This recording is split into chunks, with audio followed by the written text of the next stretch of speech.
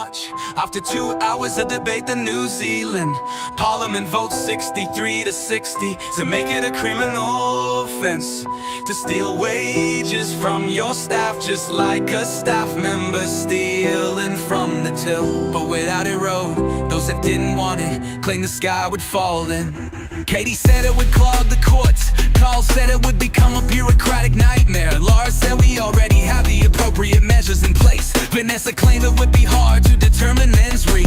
Vanessa also bring up it's gonna be harder shifting from probable cause to beyond a reasonable doubt. Dan doesn't think it's needed because it will not make our community safer. Grant doesn't want it because he doesn't want to have a police officer knocking on his door because Mrs. McCullum forgot to hit pay now when doing the wages. Katie doesn't want thieving employees to suffer reputation damage, stopping them from exploiting employees in the future. But stealing from your staff members' pay packets is now illegal, just like stealing from the bosses to wage theft. No more, thanks to Camilla and Ibrahim for bringing the crime theft by employer amendment bill. Tiano supporting the bill because an honest day's work deserves a fair day pay. Not proud to cast New Zealand first swing vote to the bill. To say this law united us under one law for all. Ricardo plotting that it's common sense to have wage theft as a criminal offense. Jenny pointing out wage theft is a constant, persistent problem in New Zealand. And Phil said this will be the perfect bill for a civic education, such as the order paper podcast. And stealing from his staff members' pay packets is now illegal, just like stealing from the bosses to wage theft. No more, thanks to Camilla and Ibrahim for bringing the crime theft by employer amendment bill to the House. And on Thursday, 13th March, the crime theft by employer.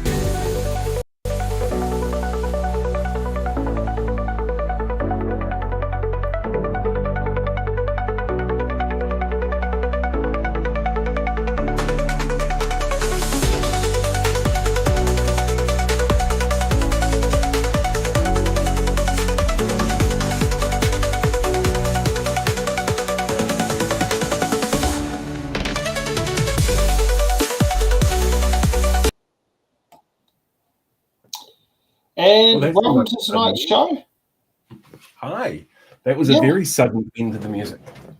Oh, how do you like that? Yes, we got you back, Laura. I think Laura's fault testing. Off my internet, everything's fucking crashing. Oh, Murphy's Law. It's so close to April Fool's Day, I think it's getting in early for you. Yeah. So how's Paul? We haven't had you on the show for a while. No, I've been very, very busy. I've been working a series of events here over the summer for Auckland Council. So we've got the last one on Sunday coming up, a week away. And then I am literally waking up at 4 o'clock the next morning to wing my way down to Wellington for a conference at Parliament around artificial intelligence. So it's been a fairly hectic time, and there's still a fairly hectic few days ahead. So is that one where you're heading to Wellington? Is that going to be on the 7th? Yes. Yeah, I'm pretty sure it's the 7th. Everything's a bit of a blur at the moment. Oh, okay. Well, as you do know, feel free to stop in for a coffee. I will certainly try. Only there for one day. Not sure exactly how much time I'm going to have. Oh, we'll figure out a way to sit there and make it work. Yeah. So we'd like to grab you to join us for the lovely new part about these new electoral boundaries. Yeah, they're fascinating. They're really fascinating. Everybody is going to be upset at something with every time you move an electoral boundary. And there's always claims of gerrymandering in play. And I have to admit, this is the one time this year that I have come across something that David Seymour has said that I actually agree with. Is that about Epsom? No, God, no, definitely not. David pointed out that the way that the maps are redrawn is you have this committee basically that goes in and goes, right, this is where the population's moved and this is what the census data gave us and all that kind of stuff. And, these people have moved here and people aren't moving there and readjusting the lines that way. Part of the law, which has been around for a while now, states National and Labour are allowed to appoint a representative onto that committee. But as David points out, that's a pre-MMP law, What we need is a better way of ensuring all parties in Parliament have representation in that process, not just the two big ones. It's very much a Labour National approach, which feels like a first past the post way of dealing with things. So yes, I agree with David Seymour on that. And I'm sure some arsehole's going to take that, clip that, and put it everywhere. Yeah, well, sometimes you have to sit there and agree on that sort of things there. Yeah. One thing I found quite interesting was, so one of the new electorates that are being recreated is where one of the committee chair, on the independent committee chair, Roger Sowry used to be the MP for. Now, when I was a kid, pre-MMP, Roger Sowry was my local MP. And then later on, with that, as a result of MMP, the town of Paraparaumu got split into two, with Kapiti Road being our boundary. If you live north of Kapiti Road, you're an Otaki electorate. If you live south, you're a Mana. And as a result, later on, we ended up having a school zone boundary that got put on the same lines. But I do find it quite interesting that Roger Sowry was on this chair that on this group that led to the recreation of the Kapiti electorate. And just for those who are wondering, I did actually have his wife as a teacher when I was at Paraparaumu College. So, and I think she was part of the union, because I do remember she did go on strike. It's possible for people to disagree within the same household. Yeah, exactly. Now, so we'll sit down there and look at there. Welcome back, Laura. Have I uncrashed? A lot better. No. Better, but still a bit glitchy. Okay, so just for those who are wondering how the population quotas get worked out, and I'm just zooming that up on the screen. So this is the first time since the introduction. So in the mid-1960s, when Sir Keith Holyoake was the Prime Minister and Arnold Normire was the leader of the opposition, there was a convention agreement that the South Island population, and this is pre-MMP, would have 25 electorates, and then the North Island population quota will be worked out on that, and that will be redrawn every time the census was done. And this went on right up until MMP, and just before we got to MMP, we had 99 electorates with 99 MPs. With the introduction of MMP, the population quota system had to be 60% electorates, 40% list. So the South Island population got reduced to divided by 16. As you can see, there is 16 is the magic number. And then that became what is your electoral quota, which is 70,037 people, plus or minus 5%. And then obviously your North Island population works out, which by the time you divide it comes to 69,875. And the multi-electorate population is 74,367. Something that is unique about the multi-electorate population is you'd only need, in order to create a new multi-electorate, you'd only need to have 20,000 people to shift to the multi-roll by the next census. And that would possibly make it where we have 8 multi-electorates in New Zealand, not 7. So, because if you look at that population number, it's 4,000 more per electorate than what is the quota for a multi-electorate. So, if you look at it one way, these multi-electorate MPs will be a bit overworked. Now, we'll switch over to this page here. Now, we'll start off with the general electorates. Now, we'll start off with my own electorate, Rongotai, because that will be quite an interesting one to follow.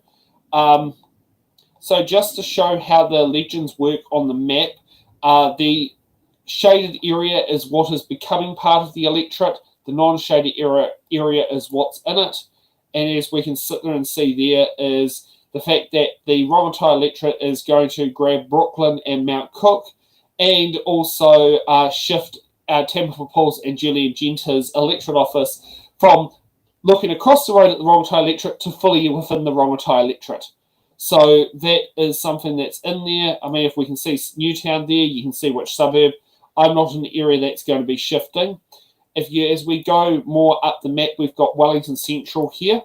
And I mean, Wellington Central is losing Mount Cook, Brooklyn, and it's gaining Kaifurafara, Kandala, Broadmeadows, Crofton Downs. That it's quite interesting that it's following the Onslow Western council ward boundaries along that area, because the fact it's got Broadmeadows in there, which is the 6035, but the Malvina Major Rest Home is going to be in the new Kenepuru electorate. So doing that, and my old house in Kandala, which was over in this area of Kandala, will be in the new Wellington Central electorate, looking over the Narrow Gorge at Hutt South. Now, here's one where it gets interesting, is you have the new electorate of Kenepuru, but you take a look at this one here in the split for Newlands. So Newlands, the colleges and the intermediate school will remain part of Kenepuru, but their neighbours will be in the new Hutt South electorate, and it will be doing a divide down the main road of Newlands. So if you're Newlands South here or Woodridge, you'll be in Hutt South electorate. And as you can see, crossover there. This one becomes a bit more interesting as, so this part here is the Wellington City Council Northern Ward. And if we go through here, this section here, not 100%, but the majority of it is the only Poto ward for the council. So it looks like they follow some boundaries, and you will see an affluent divide.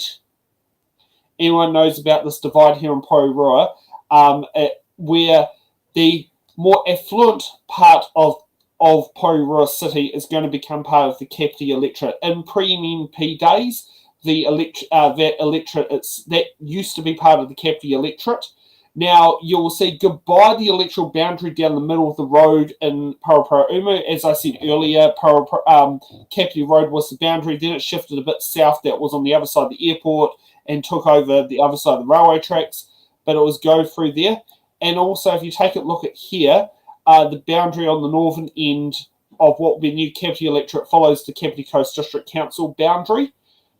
And as we go more up there, my old electorate, so I used to live in Paraparaumu around here, and then later on I lived in Levin, and I also lived in Shannon, and I also lived in Hokia Beach, and that is all transferring to the Rangitikei electorate. Now, if anyone remembers me saying from 2023 and possibly also 2020, Palmerston North used to be an island electorate inside the electorate of the Rangitikei. That will no longer be the case, as this area around, so basically Palmerston North, the areas that are across the other side of the railway tracks will end up becoming part of the Palmerston North electorate. But here's a little bit of a curveball. Ashurst is going to become part of the Palmerston North, not Palmerston North, the Wairarapa electorate. So Kira McAnulty or Mike Butterick, depending who wins the election, will have another airport they can fly into. So I'm not sure if you want comments before we move up the country. I reckon just So keep wait, on Palmerston going. North's going to be a part of Wairarapa now. Okay, so as we go up the country, now here's one that used to be a bit of a curveball here. This section here used to be part of the Rangitikei electorate. So Tamarunui's local MP used to be based down this end, like where the MP is from, when I'm not sure about now with Sue's Redmayne, but when it was McKelvey, he used to be based in Fielding, and that was basically, you had it there. And the registrar of electors, because I used to actually do work when I worked for the Electoral Commission, I did work specifically for this electorate, and the registrar was based in Palmerston North to control the whole electorate up to Tamarui. So that section there, Ruapehu District Council area, is going to shift its way into the Whanganui electorate. If we look over here, no changes in New Plymouth. And yes, it's going to be a shame. If anyone wants to know why I'm zooming in here, round here is where my good friend Chris Jury and Daniela Crum live, who are just in Taranaki King Country, but constantly see their New Plymouth local MP. So that's going through there. Now, if we cross over to this side of the island, there's a little bit of changes happening around here where there's areas going to gain more of the Napier electorate. It's from East Coast. So much of that State Highway 2 area on its way through the Waitarika Gorge before it hits it where I think it's Matakana. Matawai? There's another name for another one that used to be up there that I remember. Maybe that was a name that ended up having a correction. That will be part of the Napier electorate. And if you go over to the Tauranga, Rotorua, and Bay of Plenty electorate is having a wholesale change. Now, we'll just put the old, so we'll take off the new ones, we'll put the old legends on there, and we'll take this off. This is currently how the electorate works. So with the boundary changes, Tauranga has been split into an east and west style electorate, similar to how Hamilton is done.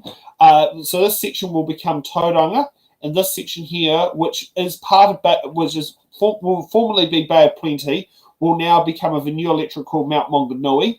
Now, the interesting part is Tom Rutherford's electoral office is on this road here, as these are little things there, and also this area of it. So if you are southwest of Tariko, you will end up being moved into the Rotorua electorate in there. Now, if we cross over to Hamilton, no changes. So weird. And I think, and then if we head up the country again, now this is where things get more fun, is in Auckland, there are some changes in here. This section of Kauri Flats is going to be moved from Takanini to Papakura.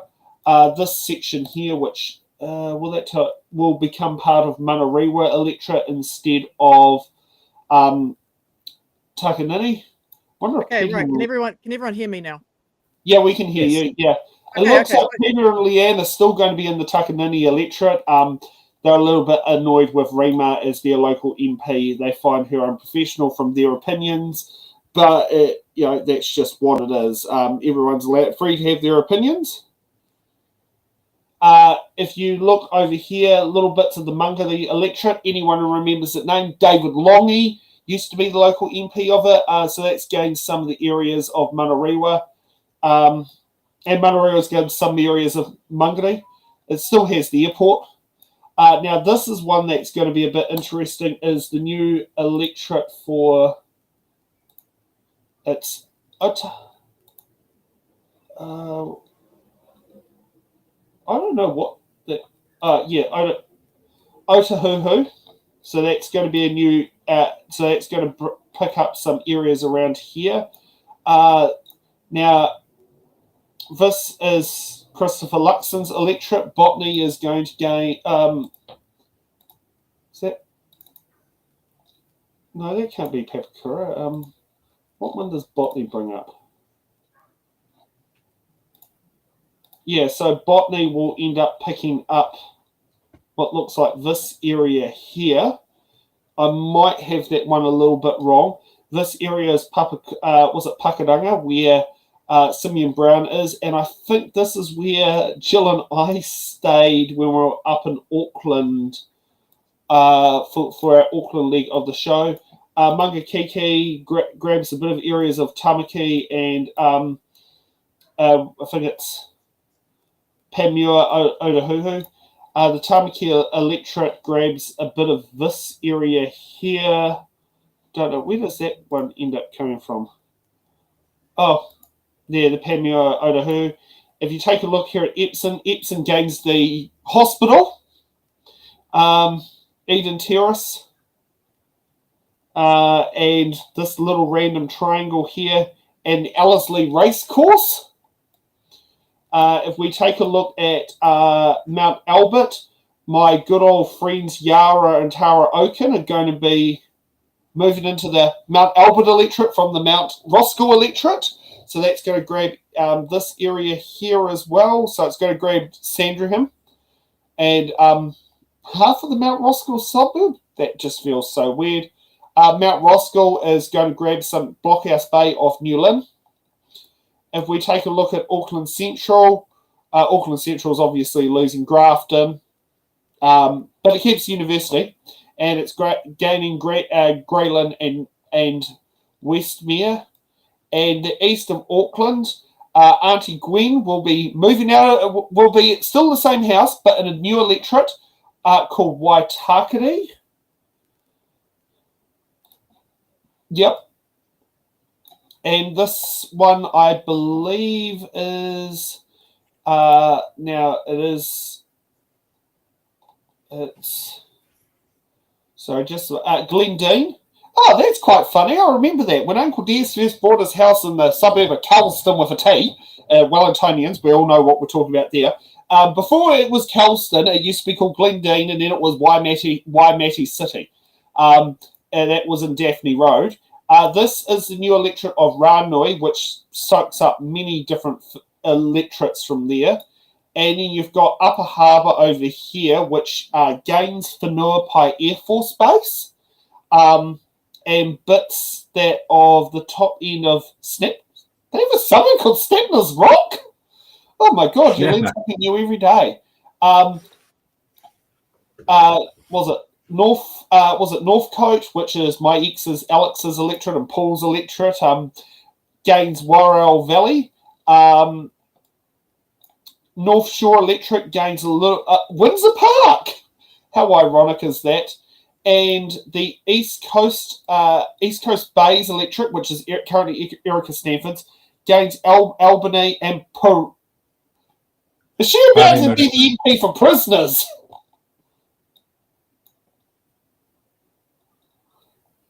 She might be the local MP for prisoners. And also Kaipara, what used to be Helensville, it's Kaipara, was it Mahurangi? That is gaining a little bit of Riverhead. And if we head up to Northland, a bit of the Northland electorate is shifting into the Whangarei electorate. And so that is the North Island. And if we head to the South Island, down at the bottom, it gains this little area here, which in the report says adds 1% population. There's no changes to Dunedin around this area of the country. James Meagher will probably still have his flights to his electorate of Timaru.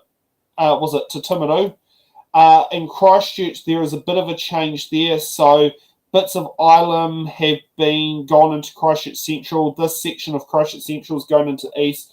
This section of Ilam is going into the West. And Wigram is gaining this whole new rural area. No changes to Banks Peninsula. And is there any changes? There are no changes for Nelson.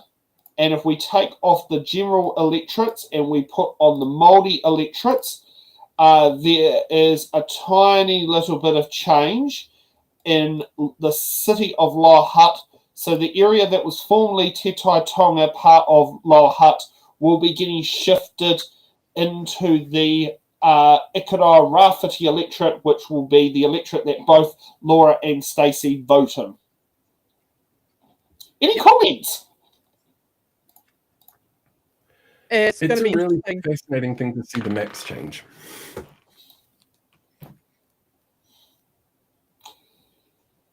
And any audience questions that want to be asked? We'll see how long the comments come up on there. But yeah, what do you think? There are some really fascinating changes in there. Seeing some of the botany, for example, becoming so much larger when it takes into that beachlands area. The ones around Auckland themselves don't surprise me very much, because what you're looking at there are areas that have exponential growth, or townhouses popping up all over the place, becoming much more common, which increases your population and shifts it around a bit. Mm-hmm. So I don't have too many shocks in that one. The one that I think is most likely to actually impact an election result is actually probably those around sort of Maunga Kaiki, those kind of areas, because there's usually only a couple of thousand votes either way in that one, and they've pulled out a fair few of the right-leaning people in an area like Maunga Kaiki and put in a couple more left-leaning areas. So it could have a little bit of a shake-up, but that's also a seat that tends to bounce around a little bit. But yeah, it is a really fascinating one to sit down and look at. I don't know how Christopher Luxon's going to handle dealing with people like the teams out at Maraetai. Beautiful beach, but my God, that sun and that bald head is a bad mix. And I don't know if he will be comfortable having one of his constituents as Phil Goff. if his family home is still out there.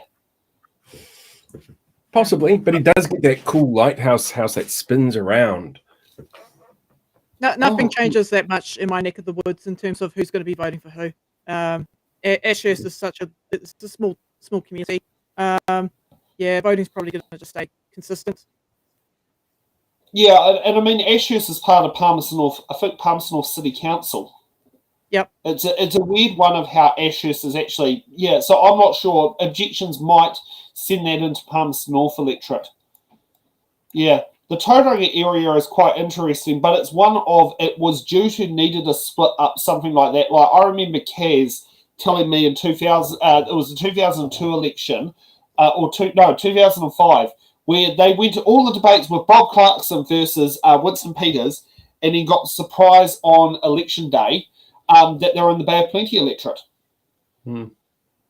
And then later on, Todd Muller became their local MP, and Todd Muller said do cashies to get around one of the issues that she had with work and income with wage declaration drama, which I thought was quite all right. And now her local MP is Tom Rutherford.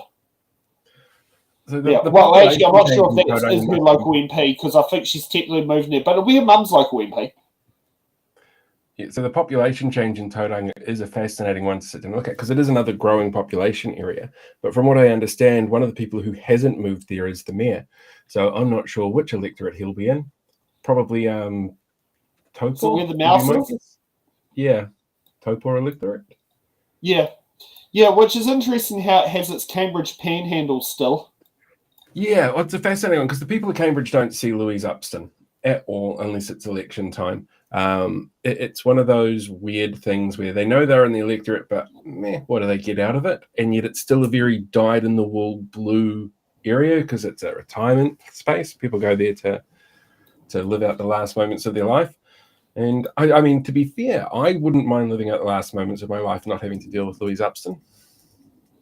It's all right. You can mend Hamilton East and have Ryan Hamilton. Dear God, no. My plan is to make sure Ryan Hamilton does not get re-elected in Hamilton East, but that's just a personal vendetta of my own. Fair enough. Yes, we do have those sorts of different things around.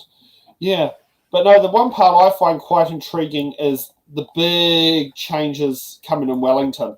And one of the things that is noted in here, after this election, if MPs do not move houses, Rongotai will go from having 2 MPs living in their electorate to 3.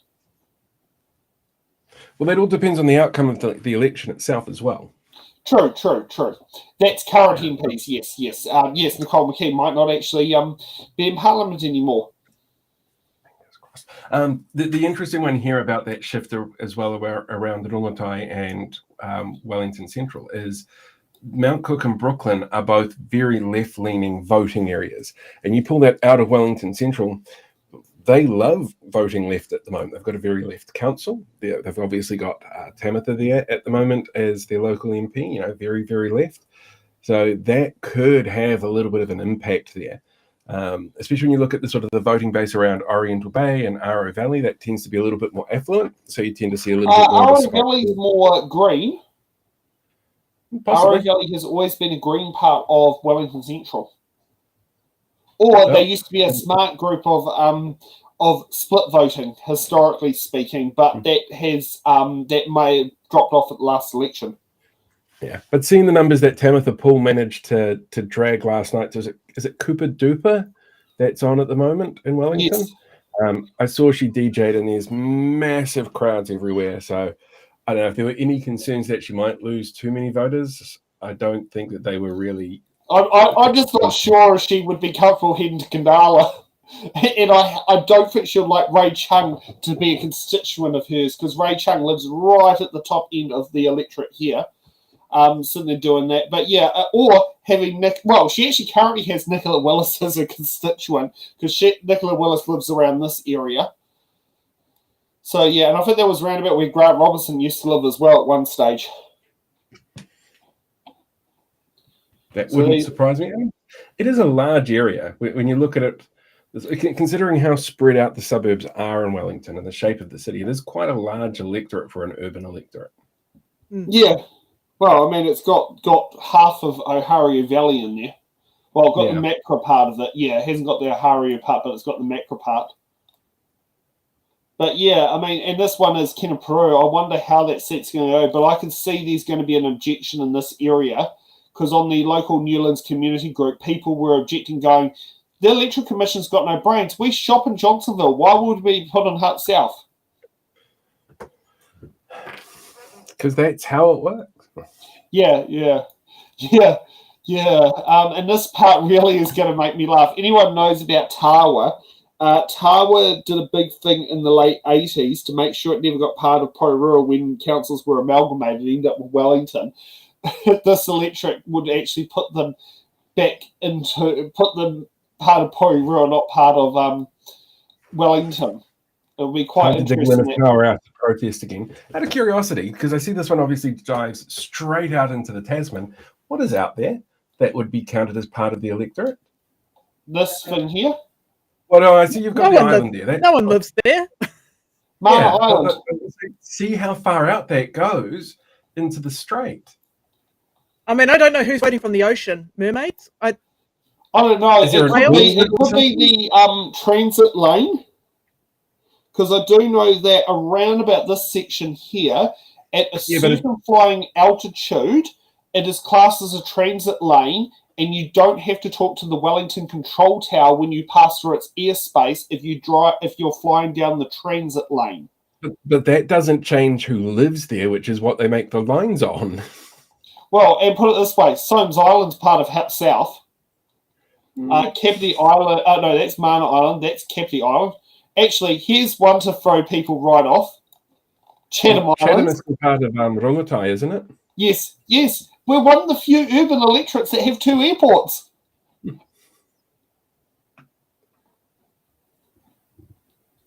Yep, we have 2 airports in our electorate. So, yeah. Changes there. The Whangarei one is also kind of interesting that it's sort of going north the way that it is. When I was last up there, lots of population growth within the city itself, but I hadn't heard so much about the sort of more rural areas. But it makes sense if you're getting a bit of population movement up there to change things around a bit. It says in the report it was only about it was to take 3%. Yeah. So, and it's possibly what it is. But hey, I mean, these lucky people go from having a guy who thinks, wage theft is going to sit there and cripple the economy to the world, to having someone who's a doctor. Wait, got to correct something. I was wrong. Fake news about Mana Island. There are actually 2 people living on that island. 2 people? Yeah. Are they like dock staff members? I have no idea. I just asked AI how many people are living there. It gave me 2. Flora and a guy called Pat. Oh. Man, it'd be terrible if they had a falling out. Yeah. I wonder how frequently they travel to the mainland. Yeah. Yeah. Or at least have things dropped off. See, I always find these really large electorates really fascinating as well. It's just such a huge area. And I know growing up on the border of Taranaki King Country, because it used to shift every couple of sort of election cycles, we'd be in, we'd be out kind of thing. I know the people, for example, in Pirongia, which is where I grew up, are completely different and have different needs and different outlook on life to the people who live further south down towards Taranaki. But the MP has to cover all of it. Yeah, it's a really tough one. And then you've got Chris areas and Daniela's house all the way down here on the map. Yeah. Yep, down in Ikorangi. If you go back up a little bit, I'll give you a little bit of a weird history lesson for you. If you zoom into, see where it says Taharoa there on the coast? Yeah. Yep, zoom up, go to the northern part of that harbour. So here you have Kāwhia and Makatupā. This is actually where the Tainui Waka landed, and the Tainui Waka is buried at Makatupā. So this is like an area of very culturally significant importance to Tainui, but it also means that your area here has a really large Tainui population.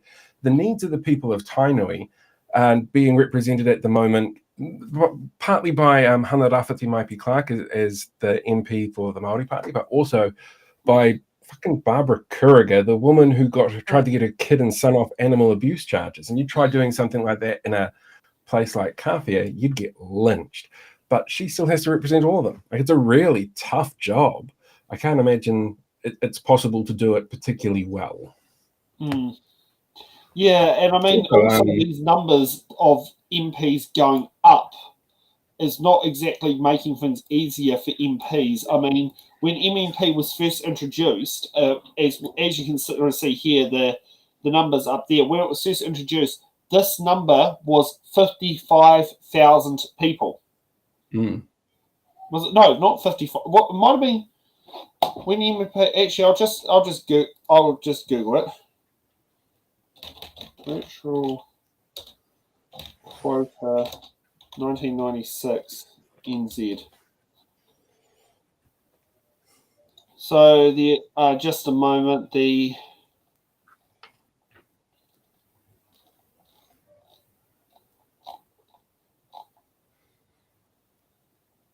doesn't say the electoral quota on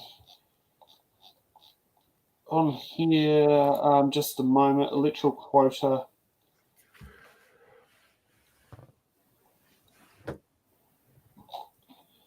The electorate quota 1996. 96 was our first MMP election, so yeah, be very yeah. It's just, what was that magic number? I'm going to say 7. I don't know. Yeah, I mean, 55,000 does feel right, but making sure it's 55, not 45. You can't make decisions based on feelings unless you're voted into government. For Firebird, she's actually the deputy speaker, not the assistant speaker, not the first assistant speaker. But yeah, she is in that speaker's chair lot. Yeah. Also, if we look at this one, if we go along here, now there is one here. This gives the breakdowns of the projected population variations over the. This is talking about the current. Oh no, this is the new electorates. What the population variations will be estimated between the next two elections. But Port Waikato is going to have a big spike. Maybe that's that new housing subdivision in Jury. That would make a lot of sense, actually. There's a lot of growth planned for that area. Yeah. But yeah, no, there's also a lot of growth happening in Pukekohe, but I'm not sure how much of that electorate falls into, how much of that part of the city falls into that electorate. Yeah, and it brings up some interesting things in here of the maps of like how it's drawing up changes and all that sort of thing. These were the electorates here with the hugest quota variations. So yeah, it is definitely getting there. Here's a map of like yank, yank, yank, yank. Yeah, so there's some very interesting yank, yank. Yeah, as you can see, different ways that the pitches that yank in and out. And yeah, here's the Auckland yanking all around. Holy moly, look at that. Please map. don't say that when you've got Epsom up there. Sorry, I've got another one of Epsom. But yes. Phil Goff's new local MP after the election could be Christopher Luxon. Which I think is also really fascinating, because that's an area that's got a lot of growth going at the moment. Botany and Pakuranga have a huge amount of growth going on in the areas. So it is always fascinating to see these things. Yeah. And here's the 3%. It's also really hard to know how people are going to vote in those areas. Yeah. Holy crap, I'm just looking up Barbara's history. I didn't know this about her. Holy smoke. Okay. Oh, yeah, she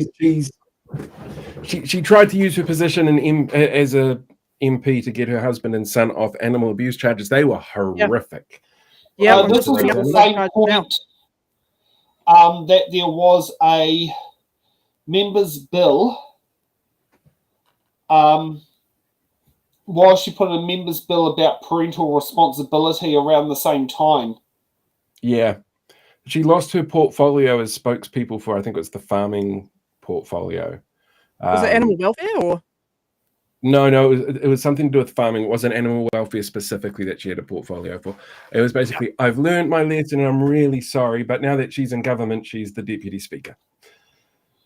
So she's clearly been punished for what she's doing. It's like Sam Uffindale. He came out swinging, and look at him. He seems to get whatever he wants. Well, I mean, watching him on the Health Select Committee, I don't rate him that fantastic. Why is he on the health? Okay, I don't know why he's on the health committee after assaulting. They've got to end up going somewhere. Okay. Why is he the chair of the Health Select Committee? I wouldn't have a clue. You do get paid more if you're a chair of a select committee. Well, I guess someone's got to represent people that assault other people. Yeah, do they though? Really? I mean, we've got ACT there. Oh, Isn't that enough representation? That's fair point. It's fair point. Fair point. Yeah. So, any other electorates you want to sit down there and have a nosy at? Or I pretty much basically did a good summary of the country? I think Paul's frozen.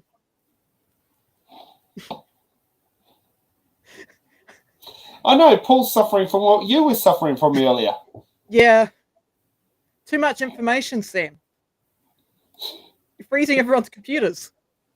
I know. Next, mine's got to freeze at some point. Yep. Barbara hacked his computer. Yep. No, I think he looks like he's dropped off the radar. Oh yeah. Oh, there is a little. Oh yeah. Actually, I will.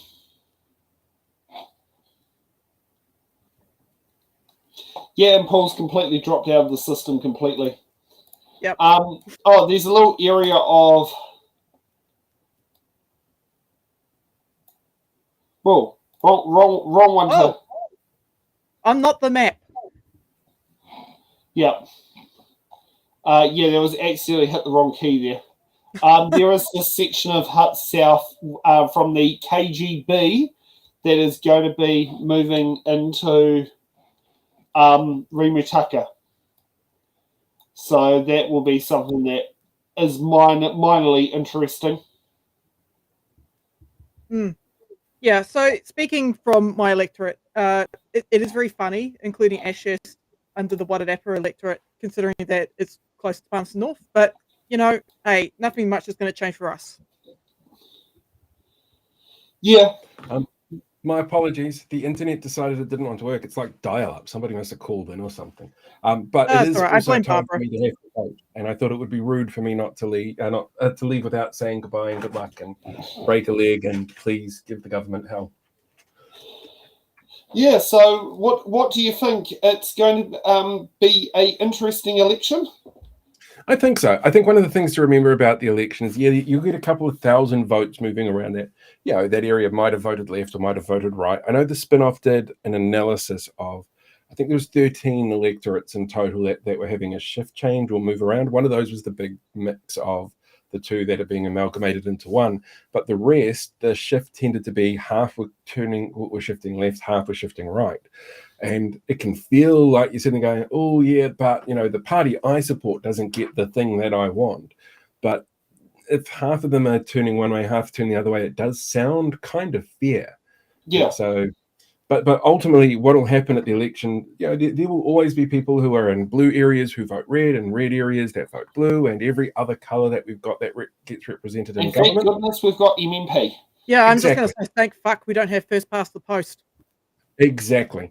So what happens on election day? There's still, 18 months or 6 weeks until election day, depending on what happens. There is plenty of time for all sorts of things to happen to change people's mind about how they vote, but also to feel the impacts of decisions that governments make. So the electorate lines are a great little guideline, but I don't think they're going to make a huge difference overall to how people end up voting on election day. Yeah, agreed. Yeah. And I still predict Election Day is going to be Saturday, the 28th of November, 2026. November. Yep. That's so weird because my prediction for Election Day this year was like September the 1st. No, I think well, that's if it happens this year. But I think Luxon is going to hold on as late as he possibly can, unless something goes horribly wrong with the changeover of the deputy PMs. See, wrong, I think, is the incorrect word for it. The changeover of the deputy MPs will run really smoothly. You know, they have agreed, everybody is on the same page. What will then happen, though, is Winston is no longer the deputy, and right now he's making a hell of a lot of stupid noise out there and getting press headlines. David makes a lot of stupid noise and gets press headlines, and the two of them compete for attention. When Winston's no longer Deputy Prime Minister, so doesn't quite have access to the same sort of profile that he was having before, and David's overshadowing him as Deputy, that's when you're going to start getting those clashes and things looking like they're falling apart at the seams. I'm looking forward But the to funny transition shenanigans. Yeah, yep, exactly. And as long as Winston has access to whiskey and David has access to Snapchat, things are going to be terrible for everybody. Yep. Oh, yes. Whatever you do, don't give either of them access to the Treasury. Oh, dear God, no, that would be a terrible thought. Very terrible. For one of them Shall we let was you guys do it? Kakite, have a fantastic night. Thank you. Enjoy. Will do. Okay. Shall we get to our first bill? Yep. Okay, and for those who are wondering, the first bill that we're covering tonight is the Land Transport Drug Driving Amendment Bill, third reading, which was one of the many bills that were passed under urgency.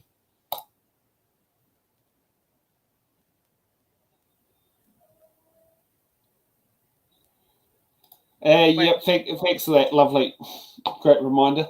We're looking at an electoral map. Just a moment. We now got MPs. Yes.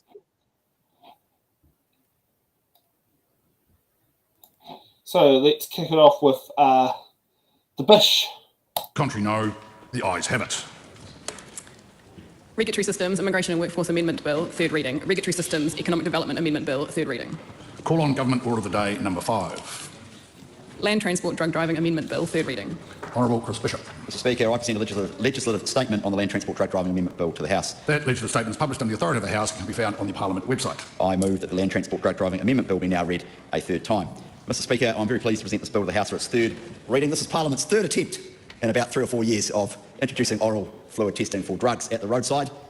Hopefully it is third time lucky, because I, for one, do not want to be back here in 2026 or 7 or 8 legislating again to bring New Zealand into line with many other jurisdictions that see drugs out there in the community and want to make sure that people who get behind the wheel are not on drugs, because we know that they are a major factor in many road deaths and serious injuries. We had a go back in 2022, but the approval criteria was incompatible with commercially available devices. We're now making sure that police are equipped with roadside oral fluid screening as a road safety tool to enable the enforcement.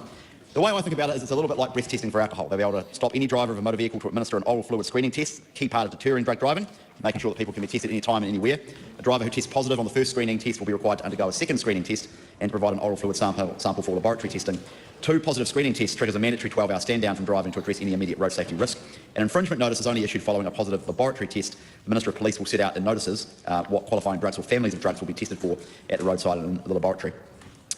The requirement for 2 positive screening tests before a person is stood down and a positive laboratory test before an infringement offence is committed are measures to address concerns about the accuracy of the devices. These devices have been used in Australia for many years. 2 tests have 98% accuracy. There were changes in the Committee of the Whole House stage resulting in changes to the way oral fluid samples will be able to be collected for future independent analysis. This allows drivers the option to challenge the infringement notice issued following a positive laboratory test by paying a private analyst to test their oral fluid sample. Mr Speaker, the government's moving quickly on this bill. We expect police to be ready to implement the bill by the end of this year once it becomes an act.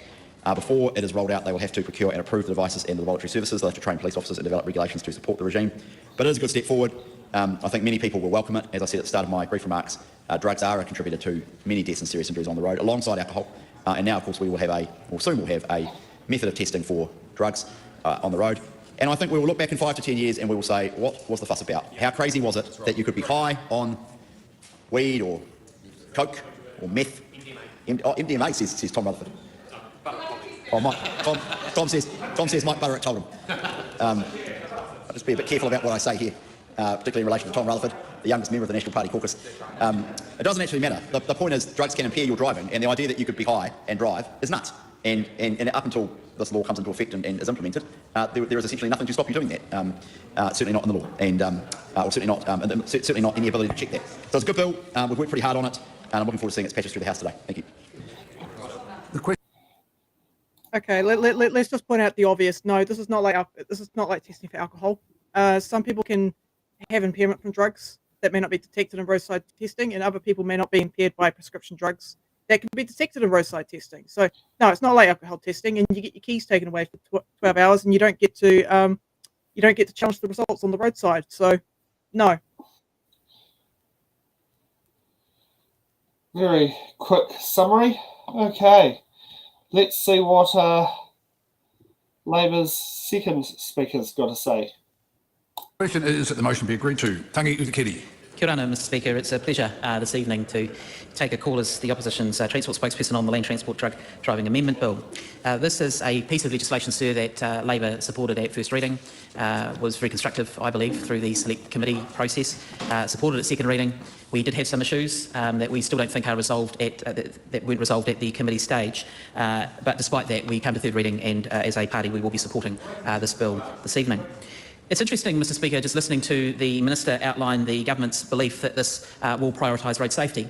It's interesting, sir, because at the same time, of course, this is a government that is not responding to the needs of communities when it comes to road safety in relation to lower speed limits in communities where they have called specifically for that. So it is interesting to hear that from the Minister, but I do hope that the rationale, which is one based on road safety, is one that is one to be enjoyed by the House this evening. When we step back, Mr Speaker, and have a look at the impact of drugs in the systems of drivers of motor vehicles in New Zealand, it's very clear that the data and the statistics indicate that a significant proportion of serious injuries, and need I say fatalities, are easily attributable to that particular criteria as well. And so that's why when Labor was in government, we sought to introduce roadside testing. We had a very clear view that procurement should not be what drives this legislation, and it's something that has been expressed, I think, at all stages, actually, and did become perhaps more apparent through the Select Committee process that this is a piece of legislation that I still believe should not be driven by decisions around procurement, but should be taken from a principled approach as to how things would be rolled out and what is the right thing to do. And that is why, Mr Speaker, up to this point, Labor has been deeply concerned about the concerns that have been expressed right throughout by the Attorney-General around the potential breaches that an individual who might be going about their normal business any day of the week, any time of the week, would be effectively detained at the roadside. And this is something that we were hopeful that the government, during the committee stage, would not only turn their mind to, but would actually give some serious consideration to making some changes. It's something that was contained in the Select Committee report by all members. And the reason, sir, as to why there was no specified change in the Select Committee report is because we were not in a position, given time, to land ourselves on what an appropriate time limit would be, nor were officials able to provide the committee with what an appropriate level of time might be. And for the benefit of folks perhaps at home, what we're talking about here is if someone is going about their business on any day of the week and they come across a random checkpoint, a police checkpoint, as they will experience when it comes to alcohol breath screening tests at the moment, and it is for the purpose of a drug test under this legislation, it is possible that they could be detained at the roadside for any length of time. Because the bill as currently drafted has no limitations on how long someone could be detained. It's something that the Attorney-General herself did raise. There is only one other piece of legislation in this country when it comes to land transport where there is a time limit, and that's 15 minutes for the police to effectively detain someone for the purposes of establishing their identity. So there is precedent for this in legislation, and so it is disappointing that the government and the Minister didn't actually follow through on that. I am hopeful, though, that given there is a review period and the review must be commenced within a 5-year period, I am hopeful that the government would look at the implementation of this bill and turn their mind to sort of time considerations to address the specific concerns that the Attorney-General had raised. And I want to just really stress, sir, that these were concerns that were brought to the committee's attention and brought to parliamentarians' attention by the Attorney-General. And the concerns that Labor has had and expressed through this process have been a direct result of the concerns that she has raised. So it is disappointing that we have landed there. Mr Speaker, there are some really interesting changes that have come through as a result of this in front of the Select Committee. And one of the things that didn't change is the nature of the consultation that the Minister of Police, who would be the person who needed needed to be satisfied that these would be devices that could basically detect a list of qualifying or families of qualifying drugs. The change in the legislation is that the minister no longer has to be satisfied that the threshold would be met at a level that there was impairment to be followed through. That is an extremely high threshold in terms of the nature of the devices being approved for that purpose. So we would have liked to have seen the opportunity for the Minister of Police in this circumstance to be able to consult with others outside the Minister of Transport and the Minister of Science, if that was the case indeed. One of the interesting things that this bill does also provide is it provides a pathway for the police to engage the compulsory impairment tests. The Select Committee heard from the police that there is an undertaking to sort of roll out the numbers of trained individuals that would be able to administer these tests. If we're in rural communities where it might take some time to get a trained CIT person to the particular site, that does cause some limitations in itself. So it is pleasing to see that there is going to be a pathway that's available to the police there. I have no doubt that, you know, the police are well intentioned in this space. Actually, I spent Saturday night out with my local Palmerston North Police and they do a fantastic job. But there is a concern that, you know, there needs to be limits that are baked into this legislation that provide certainty around liberty and the ability for folk who are just going about their normal business of the day or night to be able to do that. It's really interesting that the ability for someone to elect for an independent analysis at the lab was something that was a new addition. And I want to thank submitters for identifying that and for the committee for bringing that in, because as it stood, as originally drafted, there wouldn't have been that ability for someone who might have an issue with the laboratory process to independently seek, at their own cost, the ability to have their sample tested. And then, of course, it needs to be by a verified and authenticated laboratory. But provided that that was followed through, then that was another safeguard within the legislation. One of the interesting things that we've heard from the government is that they intend to roll this out by Christmas. I hope that this is a procedure and a bill that's really implemented in communities in a way that's safe. That procurement is something that still needs to be worked through. And again, I really don't like the sense that procurement is what drives legislation. We should be looking at what good legislation is and then procurement falling within that. But I do hope that, the government have indicated they want to roll this out by Christmas. That's not a very long runway. I hope that there is a lot of confidence in being able to do that. But I also hope that whilst this is being rolled out in communities all around the country, that there is also an ability to be able to collect the information for the review process that will follow. Because one of the changes that we have seen with this bill is the review would have undertaken quite an explicit list of aspects. For example, the impact that this legislation may have on Māori and Pacific communities, which is something that submitters did raise, that was taken out by the Minister's amendments. So I do hope that the review is able to be undertaken in a way that really does address and turn its mind to some of the real issues that were raised at Select Committee that haven't been worked through in a fulsome way, in my view, by the Committee of the whole House. So, Mr Speaker, as I say, this is a bill that will be important, because road safety is absolutely important. And as I've said, sir, that is the reason why Labor and government sought to do something about this. This legislation passing, if not tonight, then tomorrow, will be a further step towards ensuring that roads are safe and that communities are protected. I commend this bill to the House. Yeah, honestly, I don't know why Labor is supporting this bill, because the Law Society has made it very clear that this bill should not proceed because it has inconsistencies with Section 21, 22 and 25C of the New Zealand Bill of Rights Act. I mean, that for me is an instant disqualifier. If you're doing things that are inconsistent with the New Zealand Bill of Rights Act.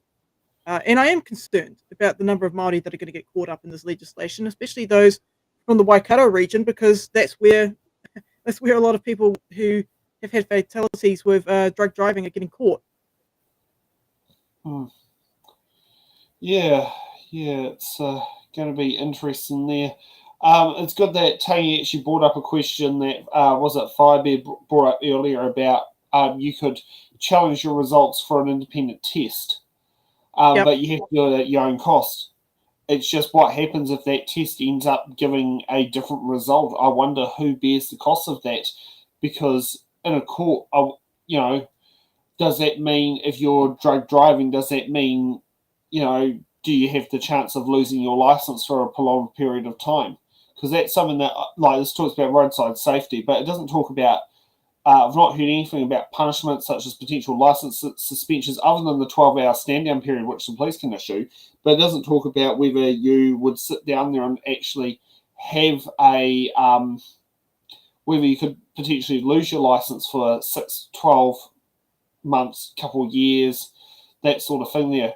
So maybe we might hear more from the speeches that come up as we go through there. Does it mention anything on the regulatory impact statement about punishments like license suspensions?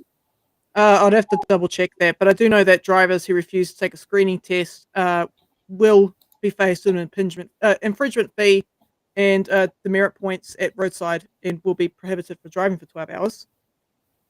Okay, yeah. Apparently my mic's popping in and out. Well, I'm not sure about that, but yeah. It could be just because I keep taking my face away from the mic. Yeah, Let's see that's how we go. probably what it is. Yeah. Okay, let's head for Dr. Lawrence Zunan. Mr. Speaker. Dr. Lawrence Zunan. Thank you, Mr. Speaker. I rise on behalf of the Green Party to oppose this bill for a number of reasons. But I want to say, first and foremost, that yes, everyone should be free to travel around their communities and around our country without risking death or serious injury. And we can have that transport system that is free of death and that serious injury. And yes, it is true that no one should ever drive while seriously impaired, and it puts themselves and others at risk. However, there is a lack of evidence in this bill or the drug driving regime that will address the root causing dangerous or impaired driving or of drug harm. And I just want to unpack some of that as what we have observed in the committee stage. I think one of the first things is the Land Transport Drug Driving Amendment Bill has often been equated with drink driving but the thing is, Mr. Speaker, we must understand that the way that we quantify and look at drink driving in terms of the interaction between ethanol and our body and our digestive system is vastly different from the myriad of drugs that has been discussed in this particular bill. Indeed, in Section 4, when we're looking at quantifying or when we're looking at qualifying drugs or a family of qualifying drugs under the definition, one of the things that we did try to explore during the committee stage was around the idea of what does it mean when something shares a substantially similar chemical structure, particularly in light of benzodiazepine or amphetamine. Because what we see, unlike ethanol, there are a lot of different compounds, particularly for medicinal uses. So for example, anxiolytics or potentially central nervous system stimulants for ADHD treatment is something that can have that particular chemical compound, particularly when we're looking at benzodiazepine and having similar structures as which benzodiazepine, for example, have in terms of having both a benzene as well as a diazepine ring structure in its chemical structure. The other concern that we have, for example, is the inconsistency when you're talking about pharmacological effect. So again, pharmacological effect is when we're looking at the interaction between a particular drug or particular substance with the human body, and particularly when we're looking at what is considered the first pass effect through the liver. But when we are looking at some of these particular, some of these sections, let's say Section 12, Subclause 3, we're looking at the idea of proportional of the drug in the system. It's not simply about impairment, and it doesn't take into account that certain people process certain compounds faster than others. So naturally, what we are seeing, again, unlike ethanol, we are seeing possibly a discriminatory effect when we're looking at people being stopped for these sort of tests. And I think nothing in this bill that finds itself with the baseline of impairment, because a lot of these comes down to proportion of the available drug or the proportion of a qualifying drug in a person's blood. So it does base the question of, from the very definition of qualifying drugs, are we looking at a discriminatory element, and especially when you're looking at someone who is having certain mental health issues which will require certain drugs being administered, or indeed have certain neurodivergencies such as ADHD, not being a part of this. And we're seeing that even in the primary bill, under the schedule of what is considered a qualifying drug, it actually determines the actual amount that should be present in the system, but this bill, again, doesn't actually show those amounts, and we have no indication and no clarity from the Minister of when that order in council will be made that promotes or that clarifies the actual amount within that in terms of families of qualifying drugs. So the example that I gave during the committee stage was bromazepam, which is anxiolytic, but it does share a benzodiazepine similar structure, but it's not currently in the schedule of a primary bill. So we do, the Primary Act, so we do need to have an amount that's specific to this. The other concern, and it also ties up in general, is very rarely, indeed, very rarely we do see a bill that fails the Borah test, and that's the Bill of Rights Act test here in Parliament. And this particular one does require the Attorney General to produce a Section 7 report. But I think what has been quite a disheartening factor about that is, even though there is a Section 7 report that has been done on this, there are a number of sections which I think would have been pertinent for the Attorney General, also for the government to consider under the Bill of Rights that has not been considered as a result. To give an example, when we are looking at, for example, I gave a couple of case laws on this particular issue. One of them is the Taylor and New Zealand Poultry Board case, which was from 1984, and it went all the way up to the Court of Appeal, which very much challenges the very essence of natural law theory, and particularly the presumption against self-incrimination. And indeed, this particular one touches on the Borah Principles 23, Subclause 4, 25D, and also 27.1, none of which were explored as part of the Section 7 report, despite the fact, again, we have a Section 7 report as opposed to a consistency report against the Bill of Rights Act. This is a serious concern because for many of us, we know that as under the Bill of Rights, we have natural rights under natural law, and one of which the presumption against self-incrimination very much doesn't allow us, or doesn't allow one as an absolute right, potentially, if you want to argue that, against self-incrimination. And by having a police officer or by having an officer pull you up and making you and forcing you to take a test, that very much touches on, some would say, one of the fundamental rights against self-incrimination. And I think one of the things that's been particularly evident in the Attorney General report as a result of this was actually that, yes, maybe one could argue that upon balance, and particularly if you're applying Section 5 of the Bill of Rights Act and the limitations, then maybe there is a reason for us to limit that particular right. However, we have also seen that there is no real the oral fluid test cannot prove impairment. And that's one of the major issues, because it is not like alcohol, where the relationship between breath and blood levels is more strongly correlated with impairment. And yes, there may have been some that has been said in terms of the accuracy of this particular oral test, but to be honest, it doesn't actually offer the same level of reassurance as what we're currently seeing in terms of breath alcohol test.